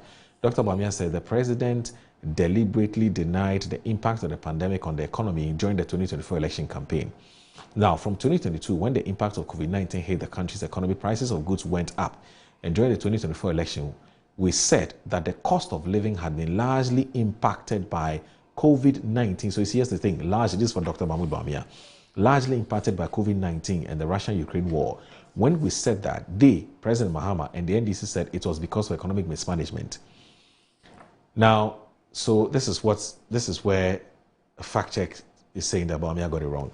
Now, they said COVID-19 had no impact on the economy. And yet fact check has said, look, we have evidence that Mahama said it had an impact on the economy. So they said it was rather economic mismanagement. But I have read that President Mahama in New York has said that COVID-19 really impacted economies. He said a lot of our poverty reduction efforts in many, many years have been thwarted by COVID-19. The president knew the truth, but he didn't say it during the campaign. But by the grace of God, he has now said the truth, and by God's grace, we'll see the truth. So do you get the? Do you get where the argument lies? Yes. I don't know if I've come by this, but I'm struggling to even fathom what is being read out. I don't want to admit what you are saying, but for the purposes of your platform, I will just look at it with a lens. But you see, even if he did, admitting that... In fact, let me give you some more information. Okay. So what FactCheck Ghana did was to go beyond what he said at the Accra Reset and to actually reference the previous statements that Mahama had made in recognizing or acknowledging the impact of COVID and the Russia-Ukraine, what we call happenings on the Black Sea, on Ghana's economy. Now, FactCheck goes ahead and it says that, look, to verify the claim, Ghana Fact reviewed several speeches and addresses delivered by President Mahama while in opposition, long before the UNGA Accra Reset side event, where he referenced the negative impact of COVID-19 on Ghana's economy. Now, what has Mahama said previously about the impact of COVID-19 on Ghana's economy says, in his opening address at the African Economic Congress in 2021, Mahama stressed on how deeply the pandemic had affected Africa's economic fortunes. He pointed out that COVID-19 massively disrupted the socio-economic progress of the continent. My brothers and sisters, I have spent some time on the coronavirus pandemic because the negative impact on the socio-economic fortunes of African people has been massive. Admittedly, COVID-19 is one of many challenges that has aggravated Africa's vulnerabilities and exacerbated existing development challenges. COVID is impacting and impeding the previously steady progress towards achieving the Sustainable Development Goals, with SDGs, whose target date is only 8 years away. Now, during the Thank Ghana address, another one. Now, during the Thank Ghana address on November 11, 2021, which concluded his nationwide thank you tour, Mahama acknowledged the undeniable effects of COVID-19 on Ghana's economy. However, he criticized the government for using the pandemic as a cover for economic mismanagement, contrasting Ghana's fiscal outcomes with those of neighboring countries. You get it? And now this government has attempted to consider, this is Mahama's quote, this government has attempted to conceal its appalling incompetence and recklessness on the management of the economy with COVID-19 pandemic.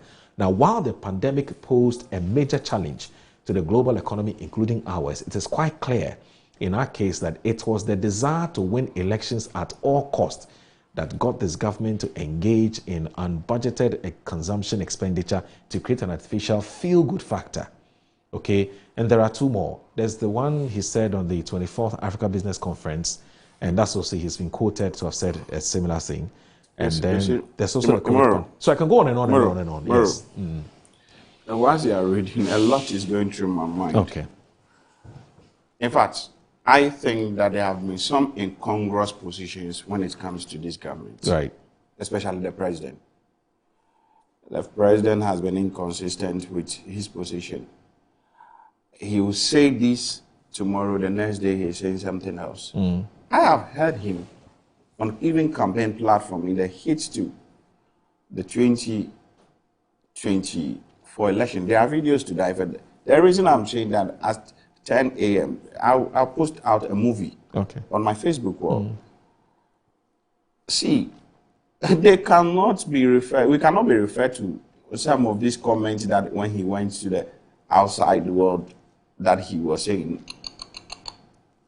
On the scale of 1 to 10, at least we know that 9% of them said that COVID-19 and Russia-Ukraine war can never be blamed.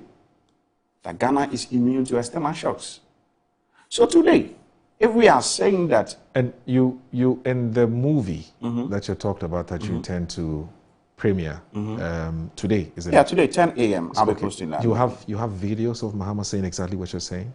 It's a movie. Let me know. I don't want to disclose the movie, the content of the movie. So I'm sure that if you want to watch the movie, just go to my Facebook or Mayor Senyo. And then what time are you launching it? Come again? What time are you launching it? 10 a.m. today. Right after your show. Okay. I'll make sure I activate the process from you. All right.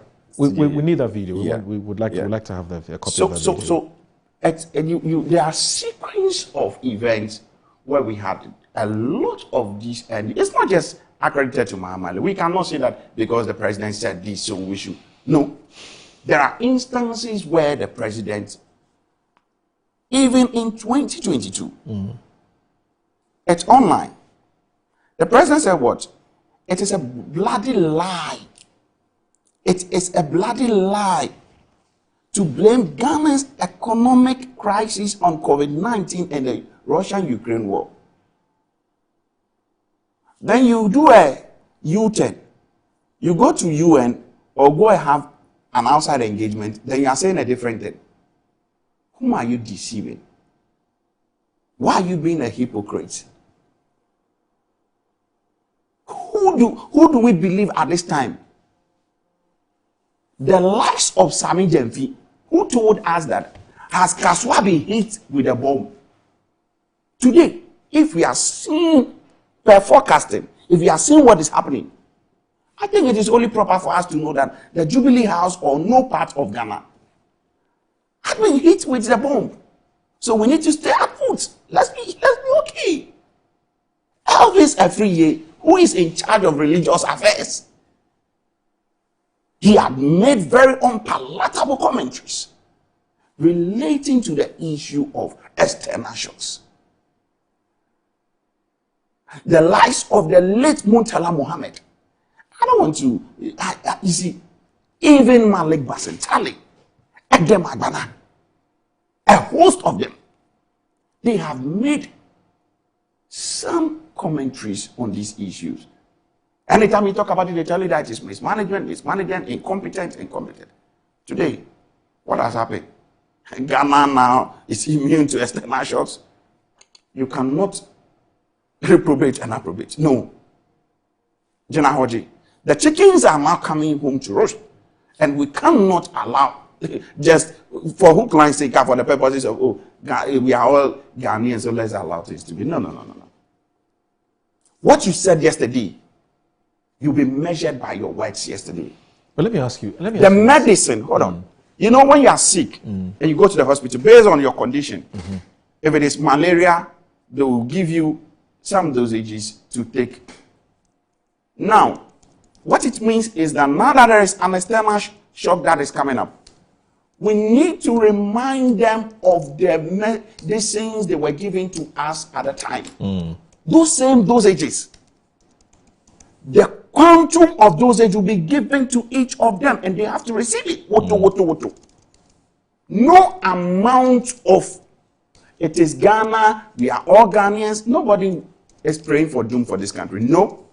We have no any other Ghana. It is one Ghana. But what we know of from our colleagues is that Ghana is super immune to external shocks.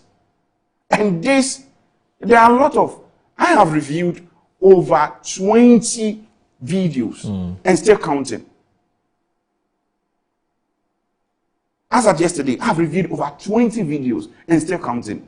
And I can tell you that some of the things they said at the time, they wish they had not said them. My brother, it's not just about this external shocks.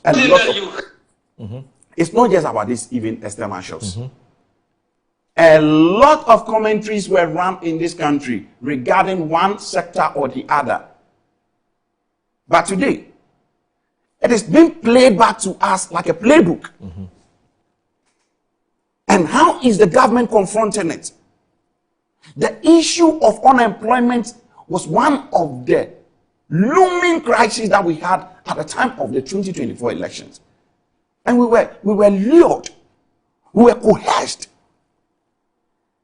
out of political baloney and pseudologia fantastica. What? Pseudologia fantastica. What is that? Oh, Moro, you are my senior brother. Is it out of pseudologia fantastica? No, there was something you said earlier. Political baloney.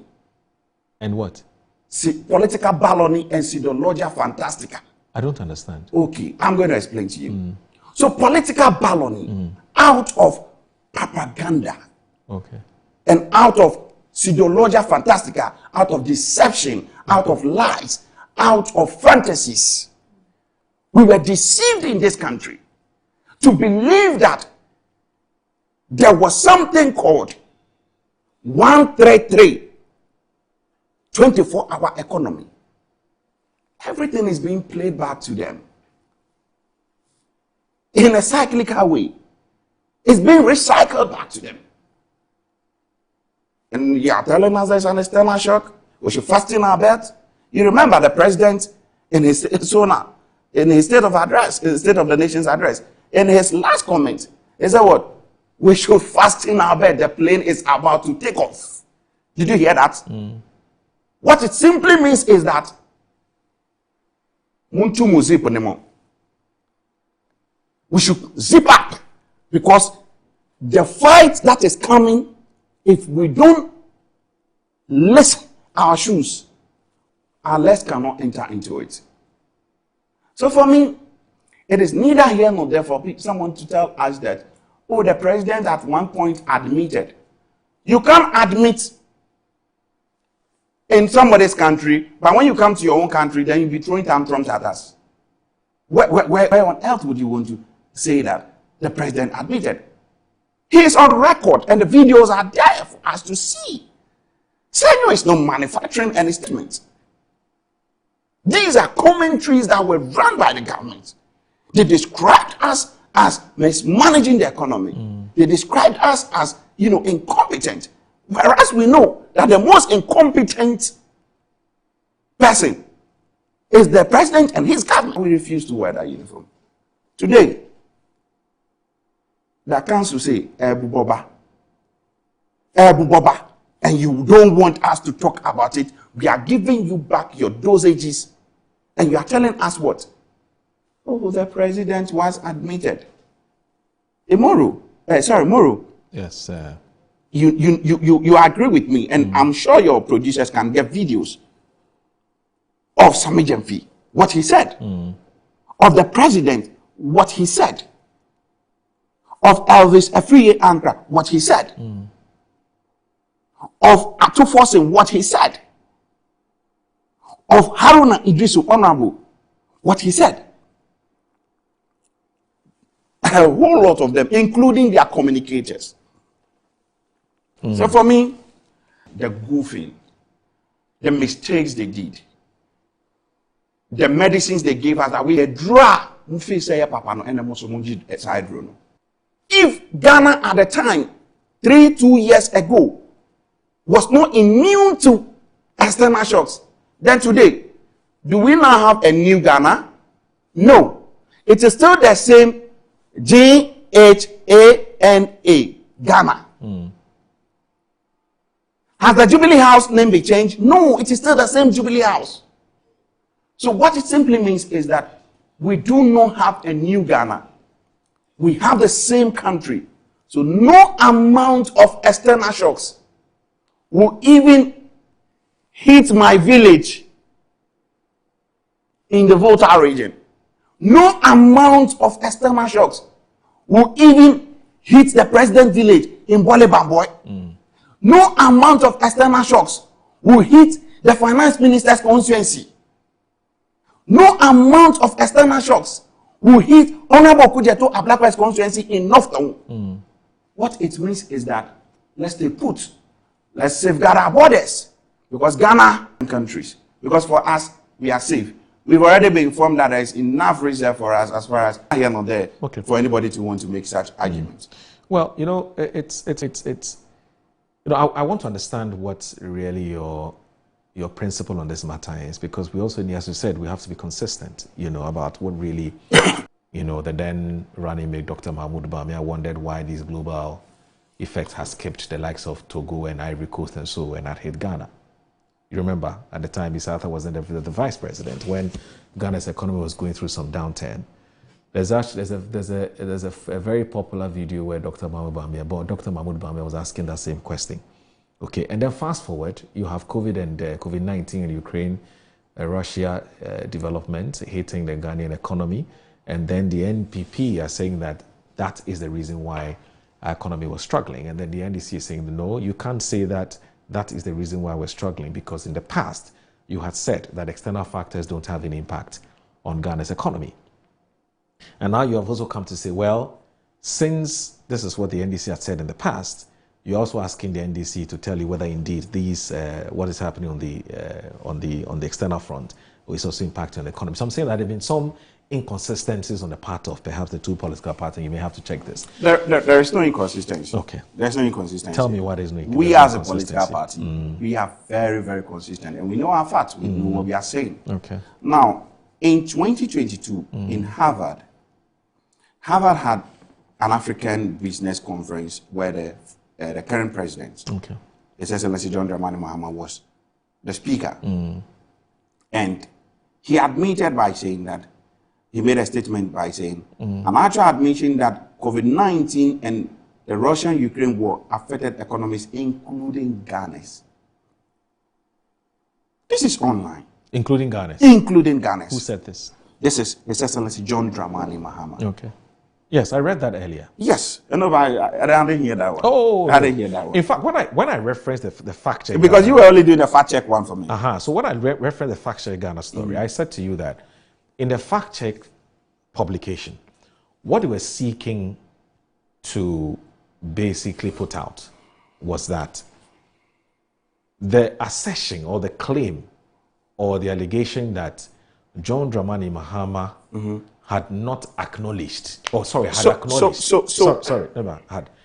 acknowledged, okay, in fact, the thing is, this assertion that he had not acknowledged the impact of COVID-19 and the Russia-Ukraine war on Ghana's economy, as Dr. Mahmoud Bawumia has said, was wrong.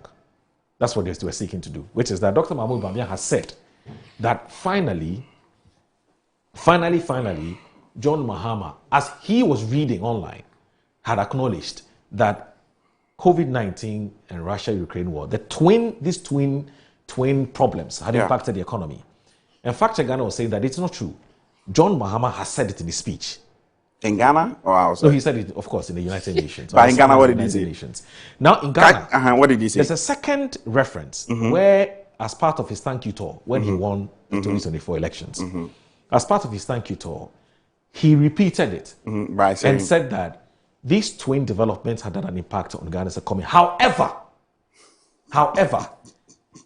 the mismanagement of the then Akufo-Addo administration is what has caused it. So that's what I'm saying that. That's what I'm saying that. If we could go by what the fact check Ghana has said, the truth of the matter is that what it means is that it will not bear you out on the claim that you're making. No, it will bear me out unless they want to have their own position. We spent too much time on this, but you keep pushing. You keep pushing. This debate has been trending for a while, and it will trend. This is just even the beginning. It will trend. This is just even the beginning.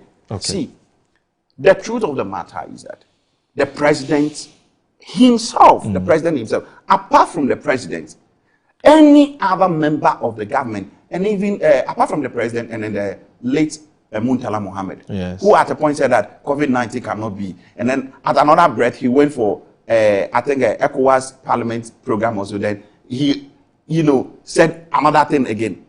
The president has been inconsistent. He's been very incongruous. No, hold on. When you say the president has been inconsistent, you will be in Ghana. You say that COVID-19. It's a bloody lie to say that COVID-19, Russia-Ukraine war, is the cause of our economic woes. Oh, but I just read to you what Fact Check Ghana said. I don't know whether you want me to repeat it. I'm not saying this but I also read the same thing to you that the president said that what? This is what I read to you. Yes.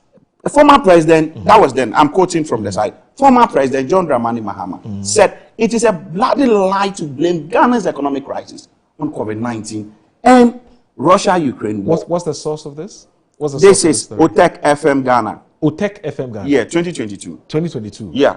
2022. Where OTEC is reporting that the president... Yes.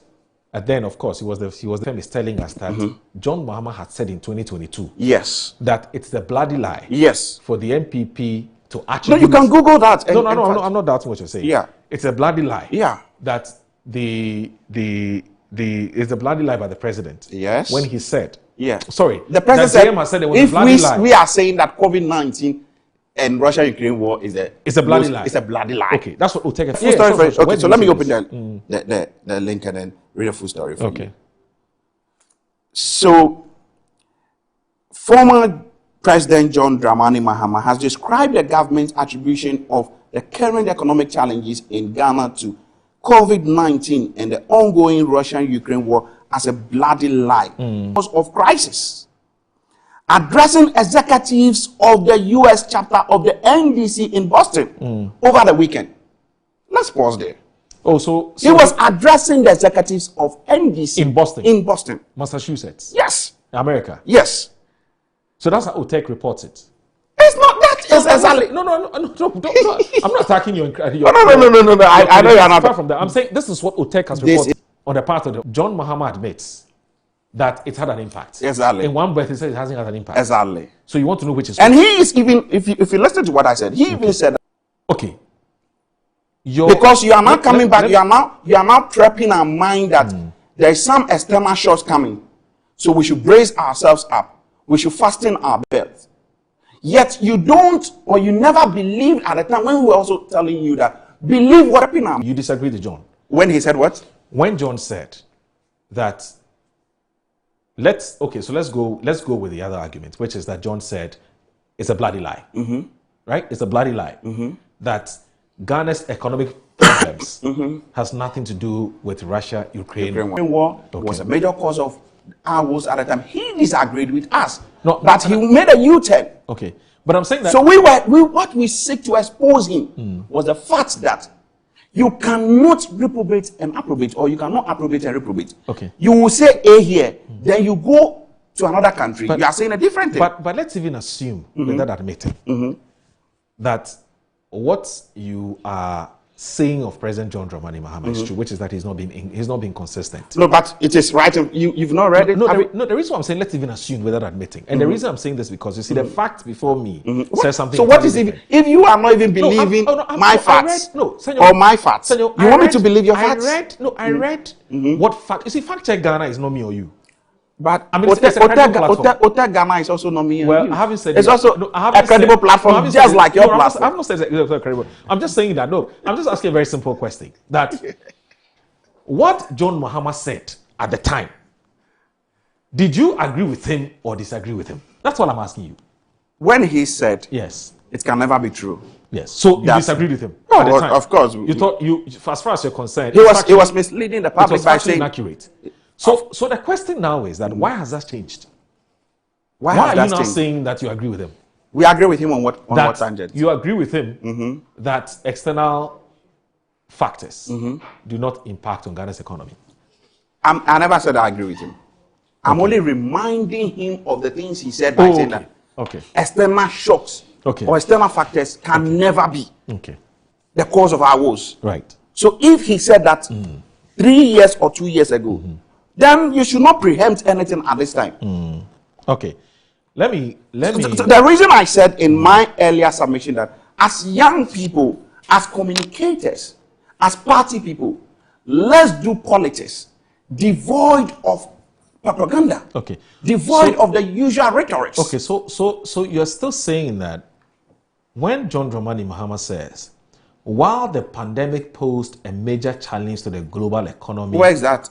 This is still fact check. Hey, this is your fact check. You have fact check him. No, because I don't know. Because they are neutral arbiters. Who makes them a neutral arbiters? Oh, I mean West Africa Media Foundation. No. I don't know trust them. Who validated them as neutral arbiters? Oh, I mean they generally. There is nothing like neutrals in this country any longer. Okay, no. So you don't believe what you're saying? I'm not saying. I believe or I don't believe. What I'm saying is that fact check Ghana yesterday, was it 2 days ago, had said that the claim John Dramani Mahama made that since the NDC came to power, they had created 1 million jobs. It's not true. Was it that fact check or it was a different media? No, it was the same fact check Ghana. Well, I have not. I only know it's what do you mean by I only know it's multimedia that did that. It was multimedia that did that. It was multimedia. Yeah, they are research. Oh yeah, sorry. I was watching multimedia. Okay, sorry about that. No, the fact check. It was. It was multimedia that it wasn't this fact check. It was actually fact check Ghana that did it for multimedia. I've just been told. So let's go with fact check, right? We're on the same page. Can we move on? So we're going to end this. We're going to don't mind. You see, while the pandemic just a second. While the pandemic posed a major challenge to the global economy, including ours, it is quite clear in our case that it was the desire to win elections at all costs that got this government to engage in unbudgeted consumption expenditure to create an artificial feel-good factor. John Dramani Mahama, 2025, January. Thank you, Tor. But let me read this from a very, very... He's a regular viewer of the show. And so Niama says that, good morning. Assuming without admitting that what he's saying has a scintilla of truth, I want to know when the NDC and candidate JM was advancing that our economic hardship has nothing to do with Russia-Ukraine, as they keep emphasizing as reasons for the economic hardship, did they admit or reject that claim? If they admit it, can you show us? If they didn't, what makes them think their session will be accepted by the NDC government today? So that's a question that he wants to know. Now, Marco Boafo, who is watching us from the United States of America, says that, good morning, it is time we elevate the discussion on world issues that would obviously affect Ghana. And then you do me, I do you kind of politics ended in 2024 when President Mahama was elected.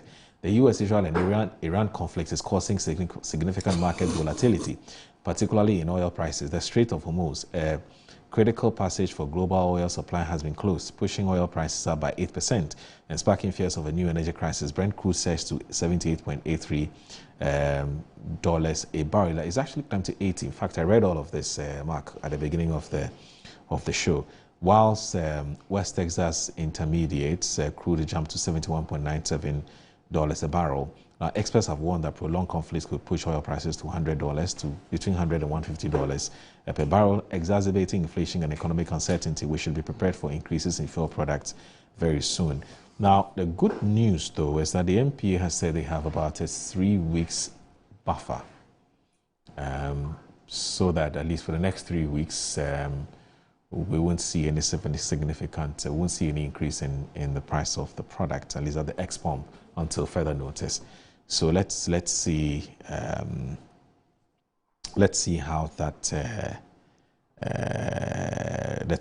goes. Anyway, Prosper Shiku, I've also seen your message. Thank you very much for that message. It's Very, very important and a very useful feedback. Let me say that Mr. Theophilus Jimega has also joined us. Jimega Jr., who is a private legal practitioner and also a member of the NDC's communications team, has also joined us. And there was a little bit of a mishap this morning, and that's why he's had to join us at this time. It's no fault of his at all.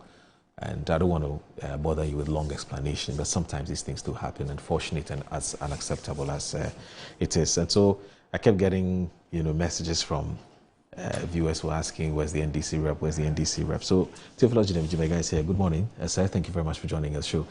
It's good to see you. Good morning, Moro. Good morning to your viewers, and good morning to my brother here. He's been a bit of a nuisance of late, but he's a brother. What can you do? You can't throw him away. He's a brother. And really? For the NDC folks, apologies. Though Moro said there will be no explanation. I'm just coming from GTV. So it is to save a bad situation. That's why I'm here. So let's look at it that way. Right. But I've been following whilst on my way here. And listening to my good brother advancing all the arguments. Without much ado, let me give him one. Okay. The idea that external economic issues will affect Ghana. I think it started with Dr. Mahmoud Bawumia. Right. He said that how can the external factors jump Cote d'Ivoire, etc., and come and hit Ghana? So when they were playing back his book, I mean, we should accept it. And also to correct, I think I heard somebody, director of planning or something of EPA yesterday, saying that it's actually 5 to 6 weeks. Okay. You mean NPA? NPA, sorry. 5 to 6 weeks. I think that's what I heard. And currently, even though the prices have gone up a little bit, they are already aware these prices have been determined before the war started. But it brings the bigger picture. We as a country, can't we have a reserve for which we should be able to survive for, like, let's say 6 months? I mean, that would be very good for any economy. If we can have reserves for like 6 months, at least we can have a buffer to any external shock. I think we should be thinking about this. Right. So instead of trying to fight here, let's go look for money. Build the biggest storage capacity, and so that we'll make money. I'm telling you, my brother. Okay. Let's leave the studio, go look for money, and do that. So I think that throughout the world, this war by choice, senseless war, there's one thing that I pick from this war is the fact that it appears that homegrown solutions can be very effective. And we as Africans should begin to think about it that way. And the development in science will help a lot. I don't think anybody expected Iran to have done what they have done so far, even if we go by the Western media. So let us think back home and do certain things with homegrown solution. That being said, the whole world is going to be affected if this war goes beyond a week. Yes, because even though the Strait of Hormuz was not closed, it is unofficially closed. Everybody is scared. Yeah. Because the insurance for the shipping companies have withdrawn insurance in terms of war. So nobody wants to venture it. Look at the amount of airlines. Yesterday, I understand some have started to try and see. I mean, maybe they are only waiting for one to be down, then they begin to say no. It is still very delicate out there, and the whole world is going to bear the brunt of this war. So whilst in the month of Ramadan, we pray that those fasting should be able to pray and ask for peace around the world. That is my introductory message. But the thing is, I want us to wrap up on this matter, and because it's come up several times, it's become a bone of contention, between the two of you, and I want you to settle this once and for all. I have had to go and do some digging online, and with the help of Fact Check Ghana, I went down memory lane and looked at what the president, who was then the opposition leader, had said about the impact of what economists will call like exogenous factors or external factors on the impact of Ghana's economy.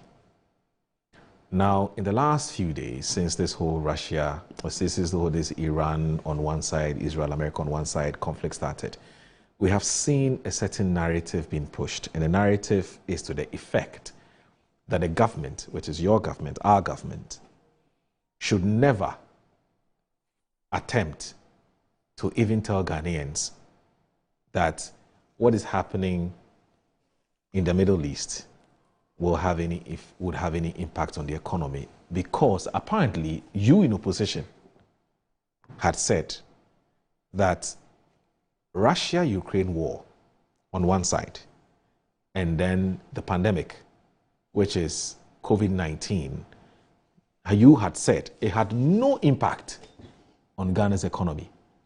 And so the MPP should stop making excuses for running the economy down. Okay. Theophilus, what did the NDC say in opposition with regards to this twin development on the global stage?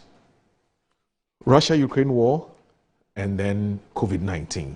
Did you or you did not say that it had no impact on Ghana's economy? What exactly was your position at the time? Or did you say it was just a case of reckless management, mismanagement of the or reckless management of the economy? What exactly was your position? Moro, I sort of broached the topic a bit, but let me go again. You know, it was until recently, maybe a couple of months ago, that Ghanaians have stopped paying COVID levy. Yes.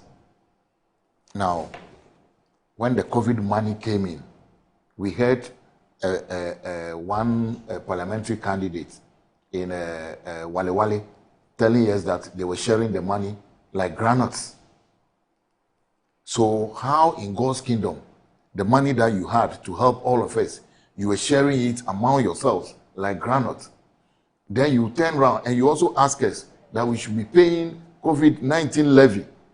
And remember, Ghana has the highest test rate in a fee when you are entering Ghana or leaving Ghana at the airport.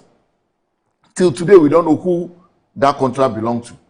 And to the extent that some investors came to Ghana, they went to Nigeria, they were coming back, they were tested again, and they had to complain to the Minister of Finance. And he said, no, hands off, I don't know who is doing it. And they said, you can't come to Ghana on Monday, pay $150, go to Nigeria, Tuesday, Wednesday, you are coming back, pay another $150. All these were being raked in.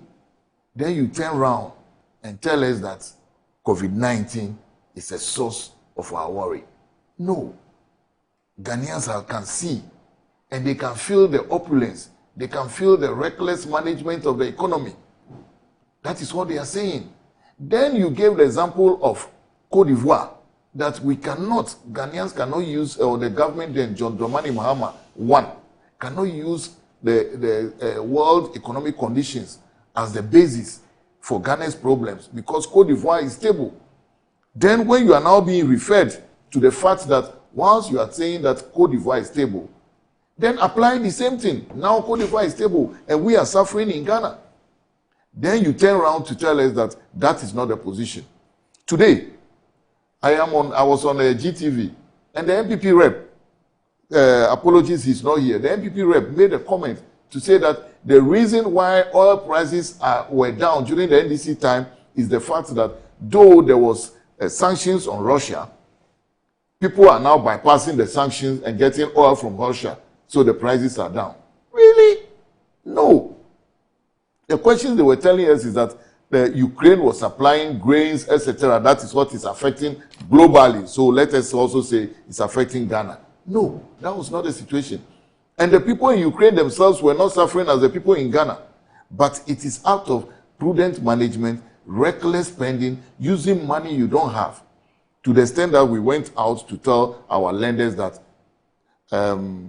if my tree is okay. Achampon told us, that means we have the money, but we won't pay. This one is saying, it means what? We don't even have the money, so don't worry us about paying. That was the situation in which we found ourselves. So then we were saying that Russia, Ukraine could be a factor, minimal.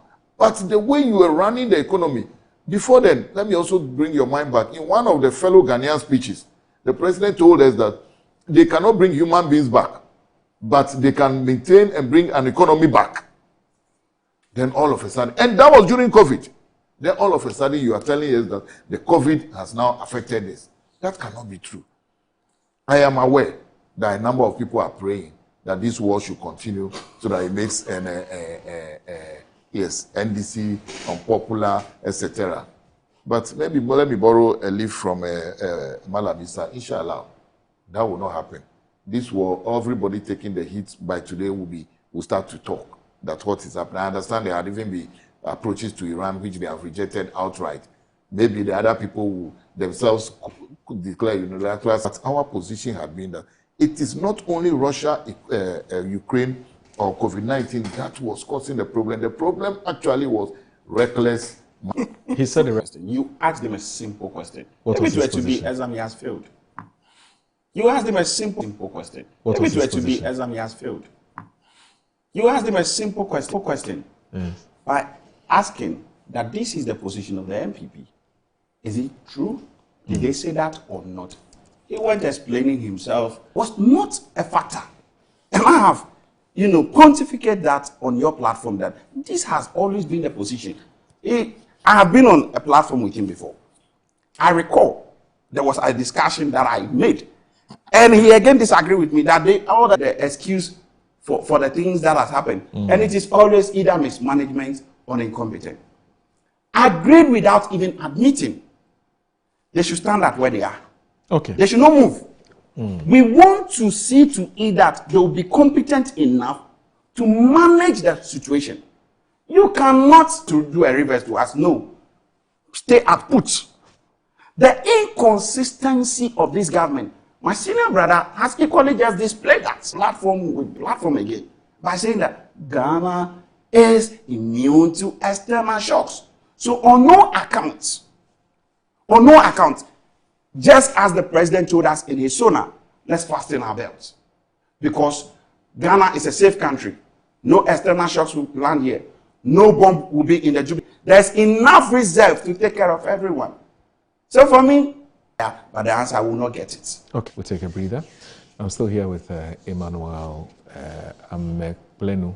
I hope I got the pronunciation correctly. Amekplenu, and he's a he communicates for the New Patriotic Party, and also Theophilus Jemega Jr., who communicates for the NDC as well. He's a lawyer and also an engineer. Please stay with us.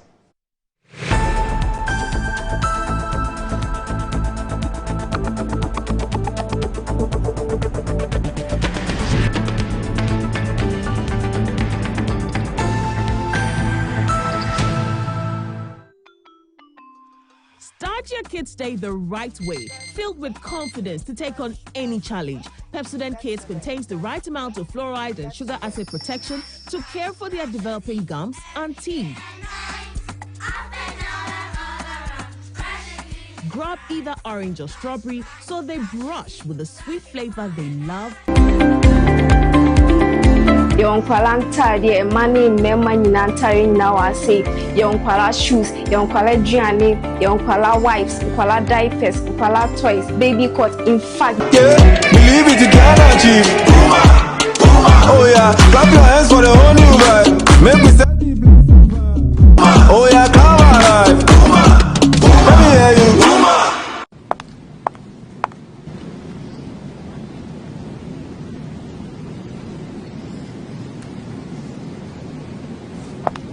Puma Drinks, a whole new vibe. Another quality product from Casa Precon.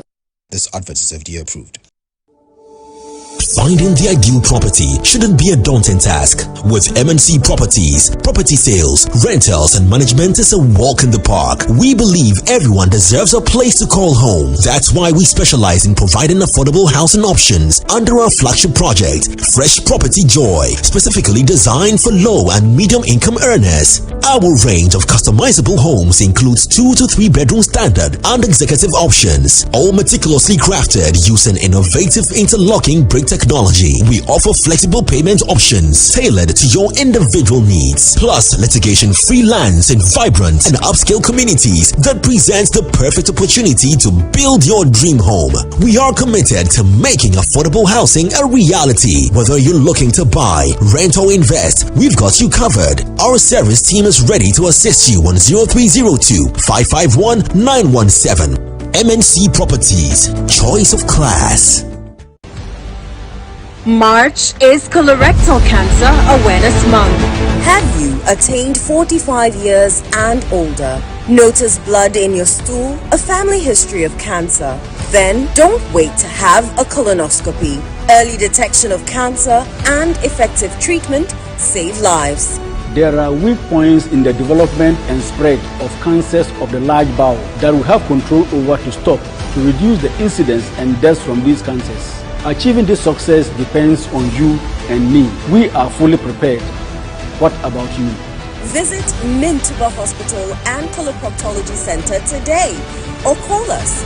Mintuba Hospital, first Ghana Colorectal Center, in to serve a peculiar health need. Accra, Accra,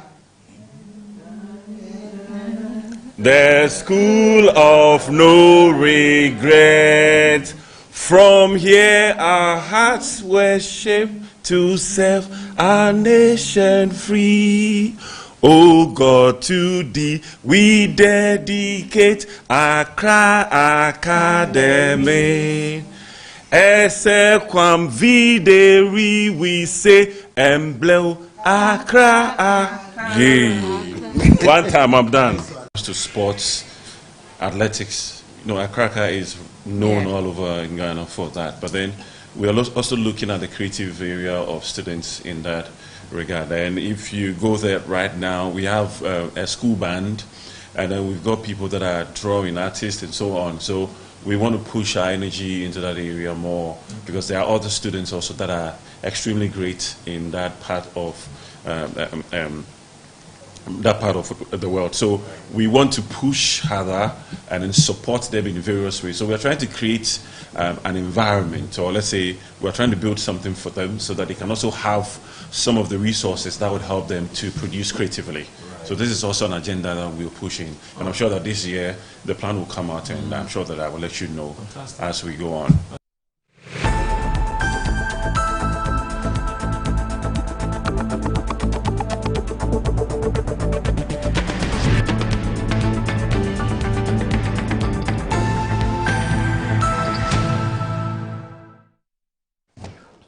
You're watching Good Morning Ghana on Metro Television. Thank you very much for staying with us. I'm still here with Emmanuel Senyo Amekpelenu, and he's a member of the MPP's communications team, and also Theophilos Jimega. He's a private legal practitioner and also an engineer. He's representing the NDC. All right, so let me read a few messages, and then I can bring you guys to conclude on this matter so that we can progress. We can make some progress. So this one here from Manchester. Yeah, Manchester says, good morning. We know that sometimes newspaper headlines can be quite sensational. Perhaps your panelists can share the details of the story for proper context. It is helpful to research. And that's coming from Nimanche in Accra. Now, Reverend Jones Latte says that the conflict in the Middle East could drive up petrol prices, energy bills, and inflation in Ghana. Iran's response to bombing U.S. bases in Abu Dhabi, Dubai, and Saudi Arabia will certainly affect crude oil transportation. Are you going to put Ghana politics aside and consider the current crisis created by unstable Trump? And it says the last election results showed that any government that manages the country recklessly will be voted out. The past is for reference and not residence. Alhaji Hamza from Pig Farm says, good morning, my brother. Please find out from Senyo for me. I want to know whether the Ukraine-Russia war is over. The answer here is that the war is still in force. It is even heavier than the beginning of the war. But in all of this, the economy of Ghana is doing good and they rated B-. But under the NPP, the economy was rated as junk economy. The NPP also blamed COVID for their failure. But to me, COVID was a blessing to this nation than it cares. The government of Ghana had a lot of funds from external countries and donations which was shared by the MPP party to party functionaries, and the evidence is out there for all of us to see. The truth is that our economy was recklessly mismanaged. Simple. Al-Hassan says from Zenu says, good morning to everyone, especially the good people of Ayawaso East constituency. Let me use this opportunity to urge you all to vote massively for Honorable Baba Jama to win the by-election, as His Excellency John Dramani Mahama still need your support in Parliament to continue the reset agenda for this great country. And not to remind you, the economic mess and pain that we have all gone through under the era of MPP and the painful haircuts, Nana Akufo-Addo and Ken Ofori-Atta has given pensioners what, when he had the opportunity to better the lives of of his age mates. This regime is not how to govern, and knows how to govern, and let's say no. Okay, the regime does not know how to govern. Let's say no to them forever. So this one here, Papa Bisu says that, good morning, we're in a democratic era, hence we need to listen to all views. I don't think Kojo Nkrumah has lived up to expectation for Ghanaians to accommodate his views. Fact is, he has not shown any truth from his days as Information Minister under Nana Addo's government, because all those figures of the government employing millions upon millions of Ghanaians, the narrative put out by him out of government is trying so hard to debunk His Excellency John Mahama's 1 billion jobs given by his administration. Okay. Okay, so I guess that we would have to... Yes, so I guess we should move on. I guess we're done with this debate as to what the NDC said in the past and what they're saying today, and that of the MPP as well. Theophilus and Sanyo, we can move on, we can make progress. Okay, yeah, all right, that's fine. So I want us to look at there's a big political development. This one is internal, this one is not external. It has to do with Ayawaso East constituency. So the people of Ayawaso East constituency are going to be electing their flag bearer today, following the demise of Nasser Toure, and he so rest in peace, who died a few weeks back. Now, the Daily Graphic this morning says Ayawaso East goes to the polls today, and the story is on page 13. I will look at that, and then I would pick your thoughts on what you think the outcome of that elections would be, especially when we have an independent candidate who's also an independent, somebody who's left severed ties with the NDC and decides to go as an independent candidate. Now, Ayawaso East goes to the polls today. Now, Albert Kesalia says a total of 49,966 registered voters are expected to exercise their franchise in today's Ayawaso East parliamentary by-election to elect a new member of parliament. Now, the by-election follows the death of the sitting MP Nasser Toure Mahama in January at the Kolebu Teaching Hospital. Now, following the balloting on Thursday, February 12, 2026, the National Democratic Congress NDC parliamentary candidate Baba Jamal drew the top spot, while the Liberal Party of Ghana LPG candidate Ibrahim Idrisu secured the second position. Yusuf Baba Ali of the New Patriotic Party secured the third spot, with independent candidates Alhaji Mohammed Umaru Sanda and David Kano occupying the fourth and fifth positions respectively. The results will determine who represents the Ayawaso East constituency in Parliament.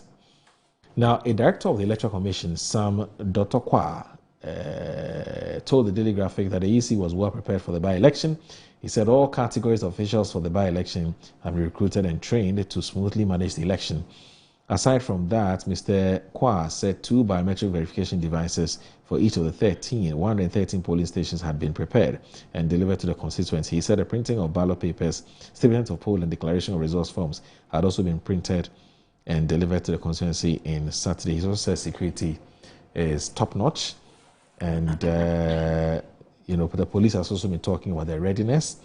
Now, political party stalwarts and contenders have intensified their campaigns to convince the electorate to vote for their candidates in today's by-election. Campaign vans accompanied by music and owned by respective candidates are also moving through the inner communities, vigorously campaigning for their candidates. So there's the expulsion of Umar Sanda.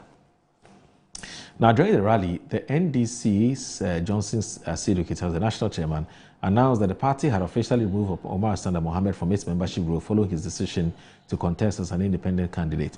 It will take him about 8 years before he can contest any position in the party. Even if, after the by-election, he decides to return, he cannot contest immediately and would have to wait until 2032.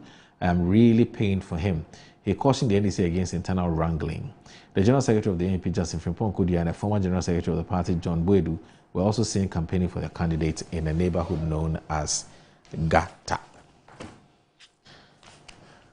Vivelos, this is your safe seat, quote and unquote, but we've seen almost all your party stalwarts campaigning in that consistency. We've seen Samuel Ofosu-Ampofo, who is the former national chairman of your party, of course, the former minister. We've also seen Johnson Asedu Nketia there. We've seen Akogan as a deputy national communications officer. We've also seen, I hope I got his designation correctly. He's a deputy national communications officer, right? That's Deputy Akogan. Director of Deputy Director Akogan. of So he's deputy to, what's the name? Sami Jemfi. So that's national communications officer. Yes, national, yes, deputy. Okay. The Director of Communication is Kakra. Kakra Samoa. And then we've also seen the likes of Fifi Kwete, the General Secretary of the party. We've seen your national organizer, who's Joseph Yamin. We've seen him there. We've seen Malik Basentale with his 5K men, 3K women. Why women are there? Yes. He calls them 5K men, 3K women. That's what he says. So almost all your top guns have been seen campaigning. We've seen the Chief of Staff himself, Julius Debra, who's also been campaigning. I mean, why has the party taken this so personally? I mean, this is your safe seat. Why all these top guns campaigning?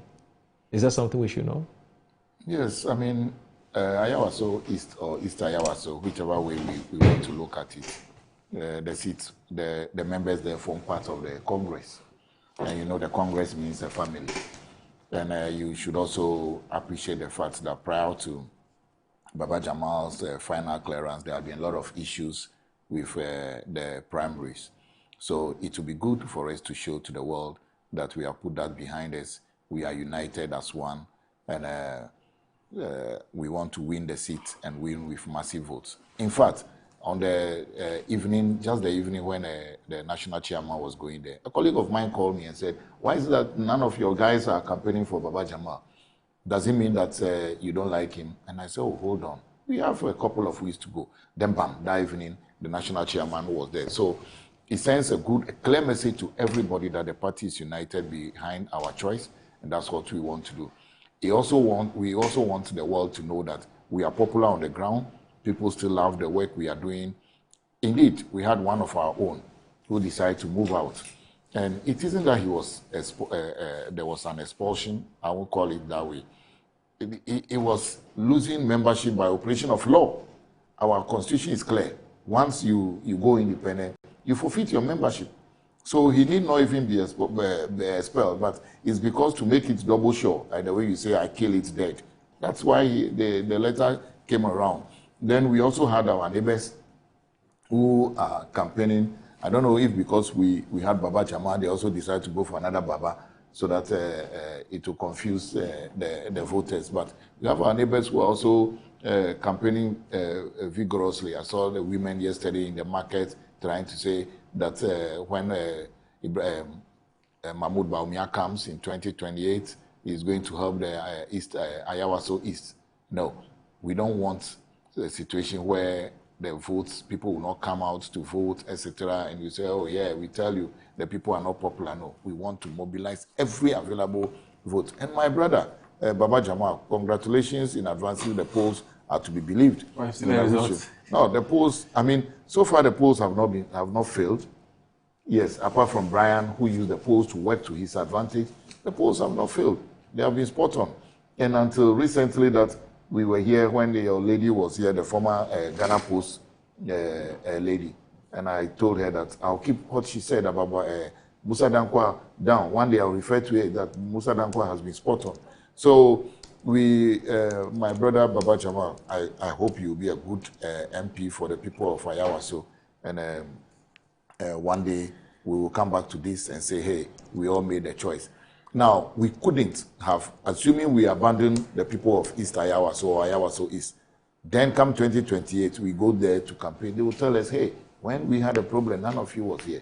So there's no way we would have allowed only the people of Ayawaso East to go through this by themselves. It's interesting. I mean, in 2024, Nasati polled some 70.1 or 2% or so against his closest rival, one Zakimi or something like that.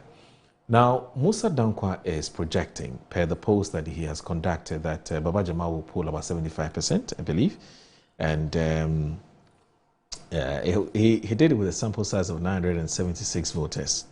And with a 95% confidence level, it says Baba Jamal is winning by 75%. That will be way above what Nasatu Raven got in 2024, which was 70.2%. What do you think may have accounted for the jump in the NDC's popularity in that particular constituency based on the polls that we're seeing? I want my brother here to bear me out. Okay. Each time that the MPP closes Ghana's borders, the votes of NDC along the border towns increases. Because when you do certain things, you annoy people and ginger them to say, we will all go and do it. There has been so much around Baba Jamal's candidature that he has even gingered people to say, we'll vote for him then. So I always say that not every publicity is a bad publicity, as you were taught. So sometimes when certain things come your way, accept it. There could be good things in the offing. One of the things is what happened to Baba Jamal. The second thing is that the leadership of His Excellency John Dramani Mahama is one of the things that people are feeling. So they feel that, hey, these guys have it. Let's get another person to go and join them to do the work. So the leadership and the general conditions in the country is also helping Baba Jamal. That could be the reason. I am expecting that come the end of the day, Baba Jamal might get about 78 to 80. In fact, our independent candidate, Umar Sanda, the guy who went independent, I will expect that his vote will be less than 2.5%. Yeah. Global Info Analytics gives him 2.7%. I believe maybe you will call me tonight or tomorrow. Be less than 2.5%. I believe he will get less than 2.5%. Yeah. Is there some last minute operations? Not last minute operations, but that is meant to reduce his votes from 2.5%. You know, in election, there is the feel-good factor to join the winners. If you belong to his camp and you are seeing these figures today, you will be thinking, what the hell are we going to vote for this guy again? Let me join those who are winning so that at the end of the day, I can also say, I'm happy for those who are winning. So I believe that will be one factor that will work against him. Secondly, I also feel that there has been a lot of campaign within the constituency by NDC gurus. And they have admitted that this guy had been there. We've helped him to be assemblyman. He was so you helped him to be assemblyman? Yes. NDC? Oh, okay. Truth of the matter is, let nobody deceive themselves that people don't approach each other to say, I want to be assemblyman here, I want to be assemblyman here. By the fact that you are a branch organizer, constituency organizer, and people see you, that is something you ride on to become an assemblyman. People see you that you belong to the party, you are an organizer, you have been doing ABC within the party. People will use that to help you. So that is one. You have been helped to become assembly member. Then you are doing this. People will see you as somebody who is ungrateful. All right. Fanyo, are you confident? Am I confident of winning about what? East Ayawaso? Well, I'm very confident about Ayawaso East, Okay. in the sense that the MDC cannot say that because it is their, their main seat, or over the years it's been for them. That is agreed. But if you recall, the 2024 election should tell you one thing. Places like Esla, Osu's place, Ablekuma South, places like Wenchi, you go to the western region, they are typical NPP constituencies. But for the first time, we've seen the NDC win all these seats. So for me, I'm very confident. I'm confident for one or two reasons. And one of the reasons is that Baba Ali, a very humble, young, energetic, handsome-looking man, is from the constituency. He was born and bred there. He did not just all of a sudden move from one place to come and settle there. He was born in that constituency. He has lived with the people. He has actually taught some people who are in that constituency. He has taught them. He has been their teacher before. And he's even still teaching. So it tells you that in the Akan Palace, you hear people saying there, Yaya Dieni. He is their own. I have heard in my rounds with him at the final lap on Sunday, I've heard people saying that, Baba Ali there, sorry, Yaya Nipa, onye hoho. To it, he's not a stranger. He's one of us. We've been playing football with him. We've been, So for me, I am very convinced that the Ayawaso East, we can have all the, yes, of course, Musa Dankwa, I will not sit on this platform and say that I disagree or I agree with him. I'll remain a neutral person. In the sense that anything can happen. Because there are constituencies that the NDC never knew that today they would have won. They least expected those seats to be won by them. Even the magnitude of numbers they have today in parliament, they never anticipated. I've listened to their leadership who said that, yes, they knew they were going to win more seats, but not the magnitude they have today. Okay. So what it simply means is that there is God and there are political watchers. There is Allah and there are political watchers. What it means again is that God speaks to the people and political watchers influence with their posts. Okay.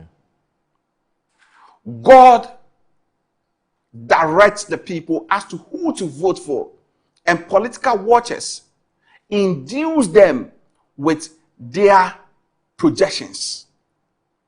So it is incumbent on the constituents to believe Mr. Baba Ali as to the things he has made in terms of promises said to them.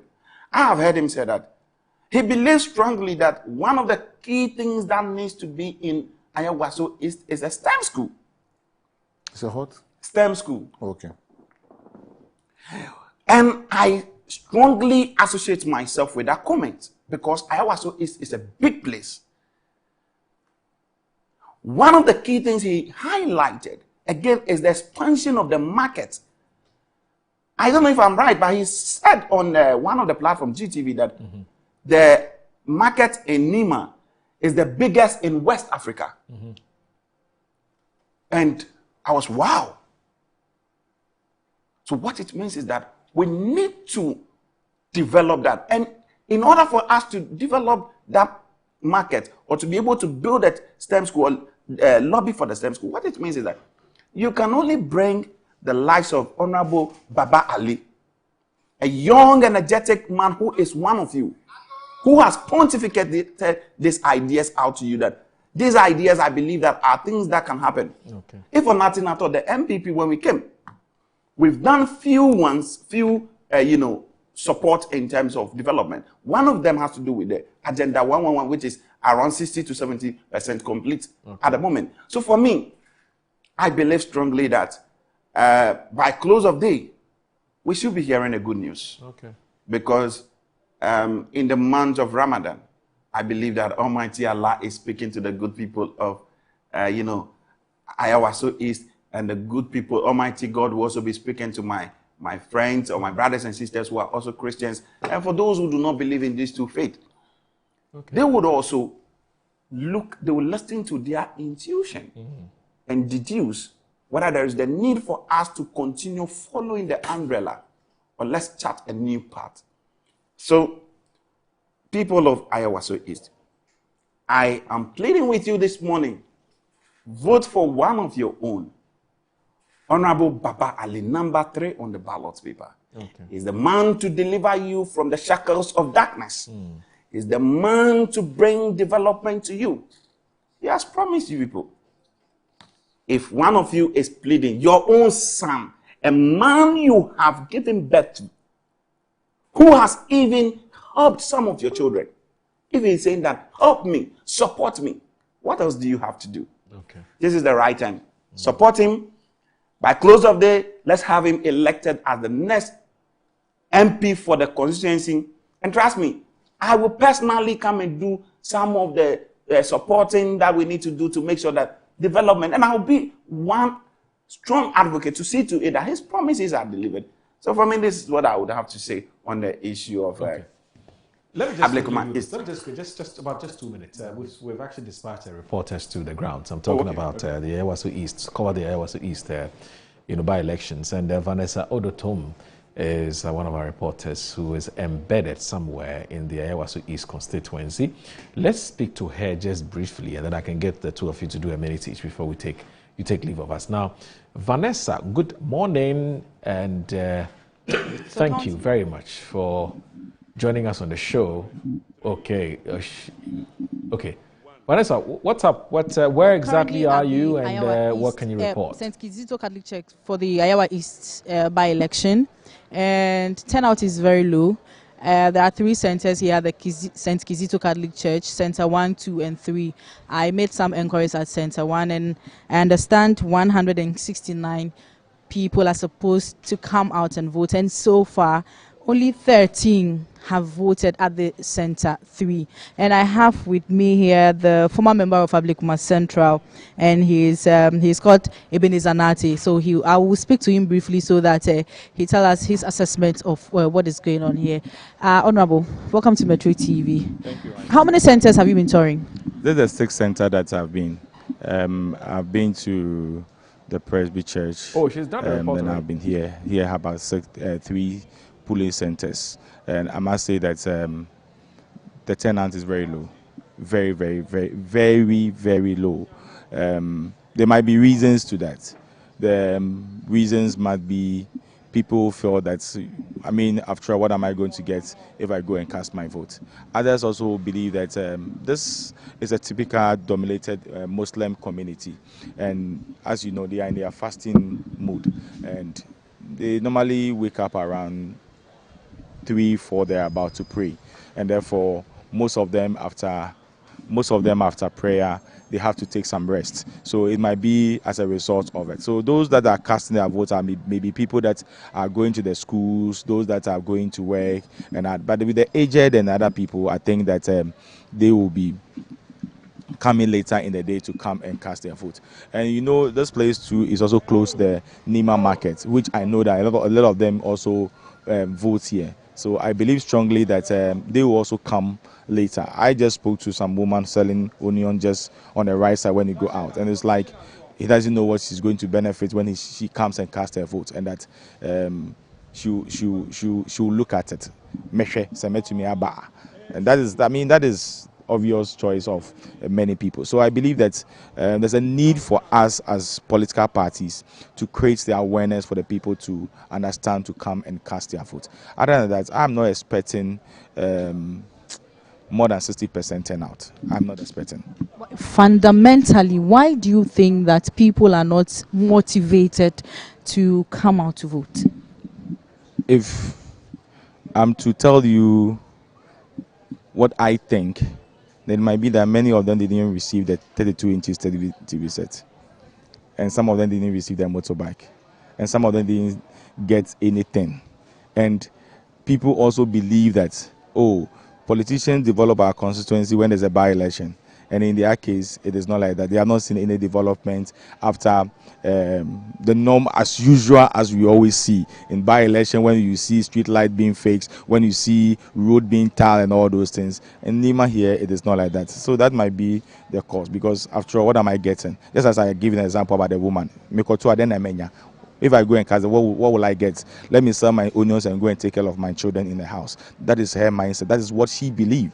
Because she doesn't see the need of coming to cast her vote. So I just joking. I told her that I'll come and take over the onion for her to come and cast her vote.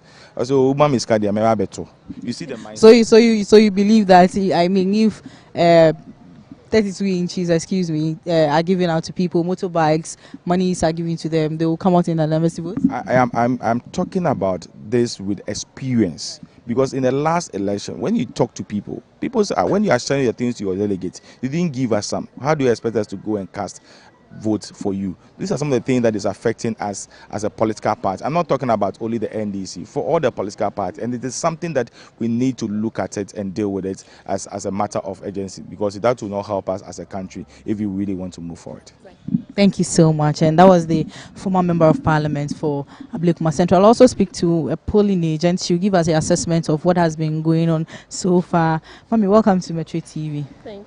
How you have been here since the beginning of the process. How has it been like?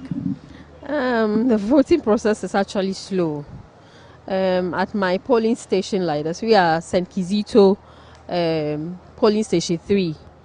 But out of 169, it's only about 12 people who have voted as at now.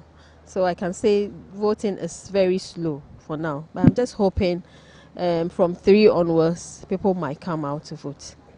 Yeah. Thank you so much. And Moro, if you can hear me, we are still at the St. Kizito Center 1, 2, and 3, and we'll bring you more updates as and when. Okay. My name is Vanessa Dutumbo. All right. St. Kizito. So we used to play basketball there back in the day. St. Kizito. Yes, it's a very popular joint in Nima. Yes.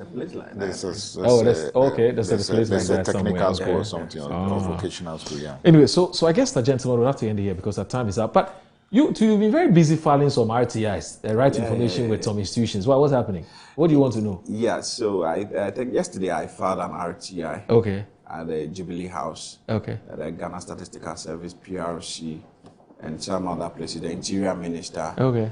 But out of the Jubilee House, you know, the Constitution, Article 21, 1F of the 1992 Constitution, and the Section 18 of the Right to Information Act 2019 at 989 gives us the opportunity as to seek in for information if you want to. So yesterday, what I seek to do was to request for some information regarding the COSIB Prempeh committee, Constitution Review Committee. I wanted to know the amount of money that went into the Constitution Review Committee. Okay. Now, in seeking to know that, I requested to know the total aggregate of the costs incurred by the presidency in relation to the Constitutional Review Committee. I also requested for a comprehensive, itemized, breakdown. A comprehensive, itemized breakdown of all expenditure that were done, including consultancy, professional photocopies, accommodation, honoraria, and all of that. So basically, just to know the amount of money that is spent on the Constitution Review. And then I also did for the Ghana Statistical Service. You know, the president made a comment at the SONA relating to the 1 million jobs. So I requested from the Ghana Statistical Service yesterday for them to provide me with itemized breakdown in terms of regions, in terms of age, the sex, and the sectors, whether formal or informal sector. So these are things and many others that I've requested from invoking the RTI. Okay. Yeah. All right, it's well within your right as a Ghanaian citizen. Of course, we can only wish you. We can only wish you. Let me use the opportunity to say a very big kudos to the leadership of our party for the support they've given to Baba Ali in the Ayawaso. The leadership have done so well, and I want to say good morning to them. Now, so let me just do this before as we leave it. So, JC Boakum, political marketing expert, says that my message this morning is very simple. If you are an indigent and a proud son of the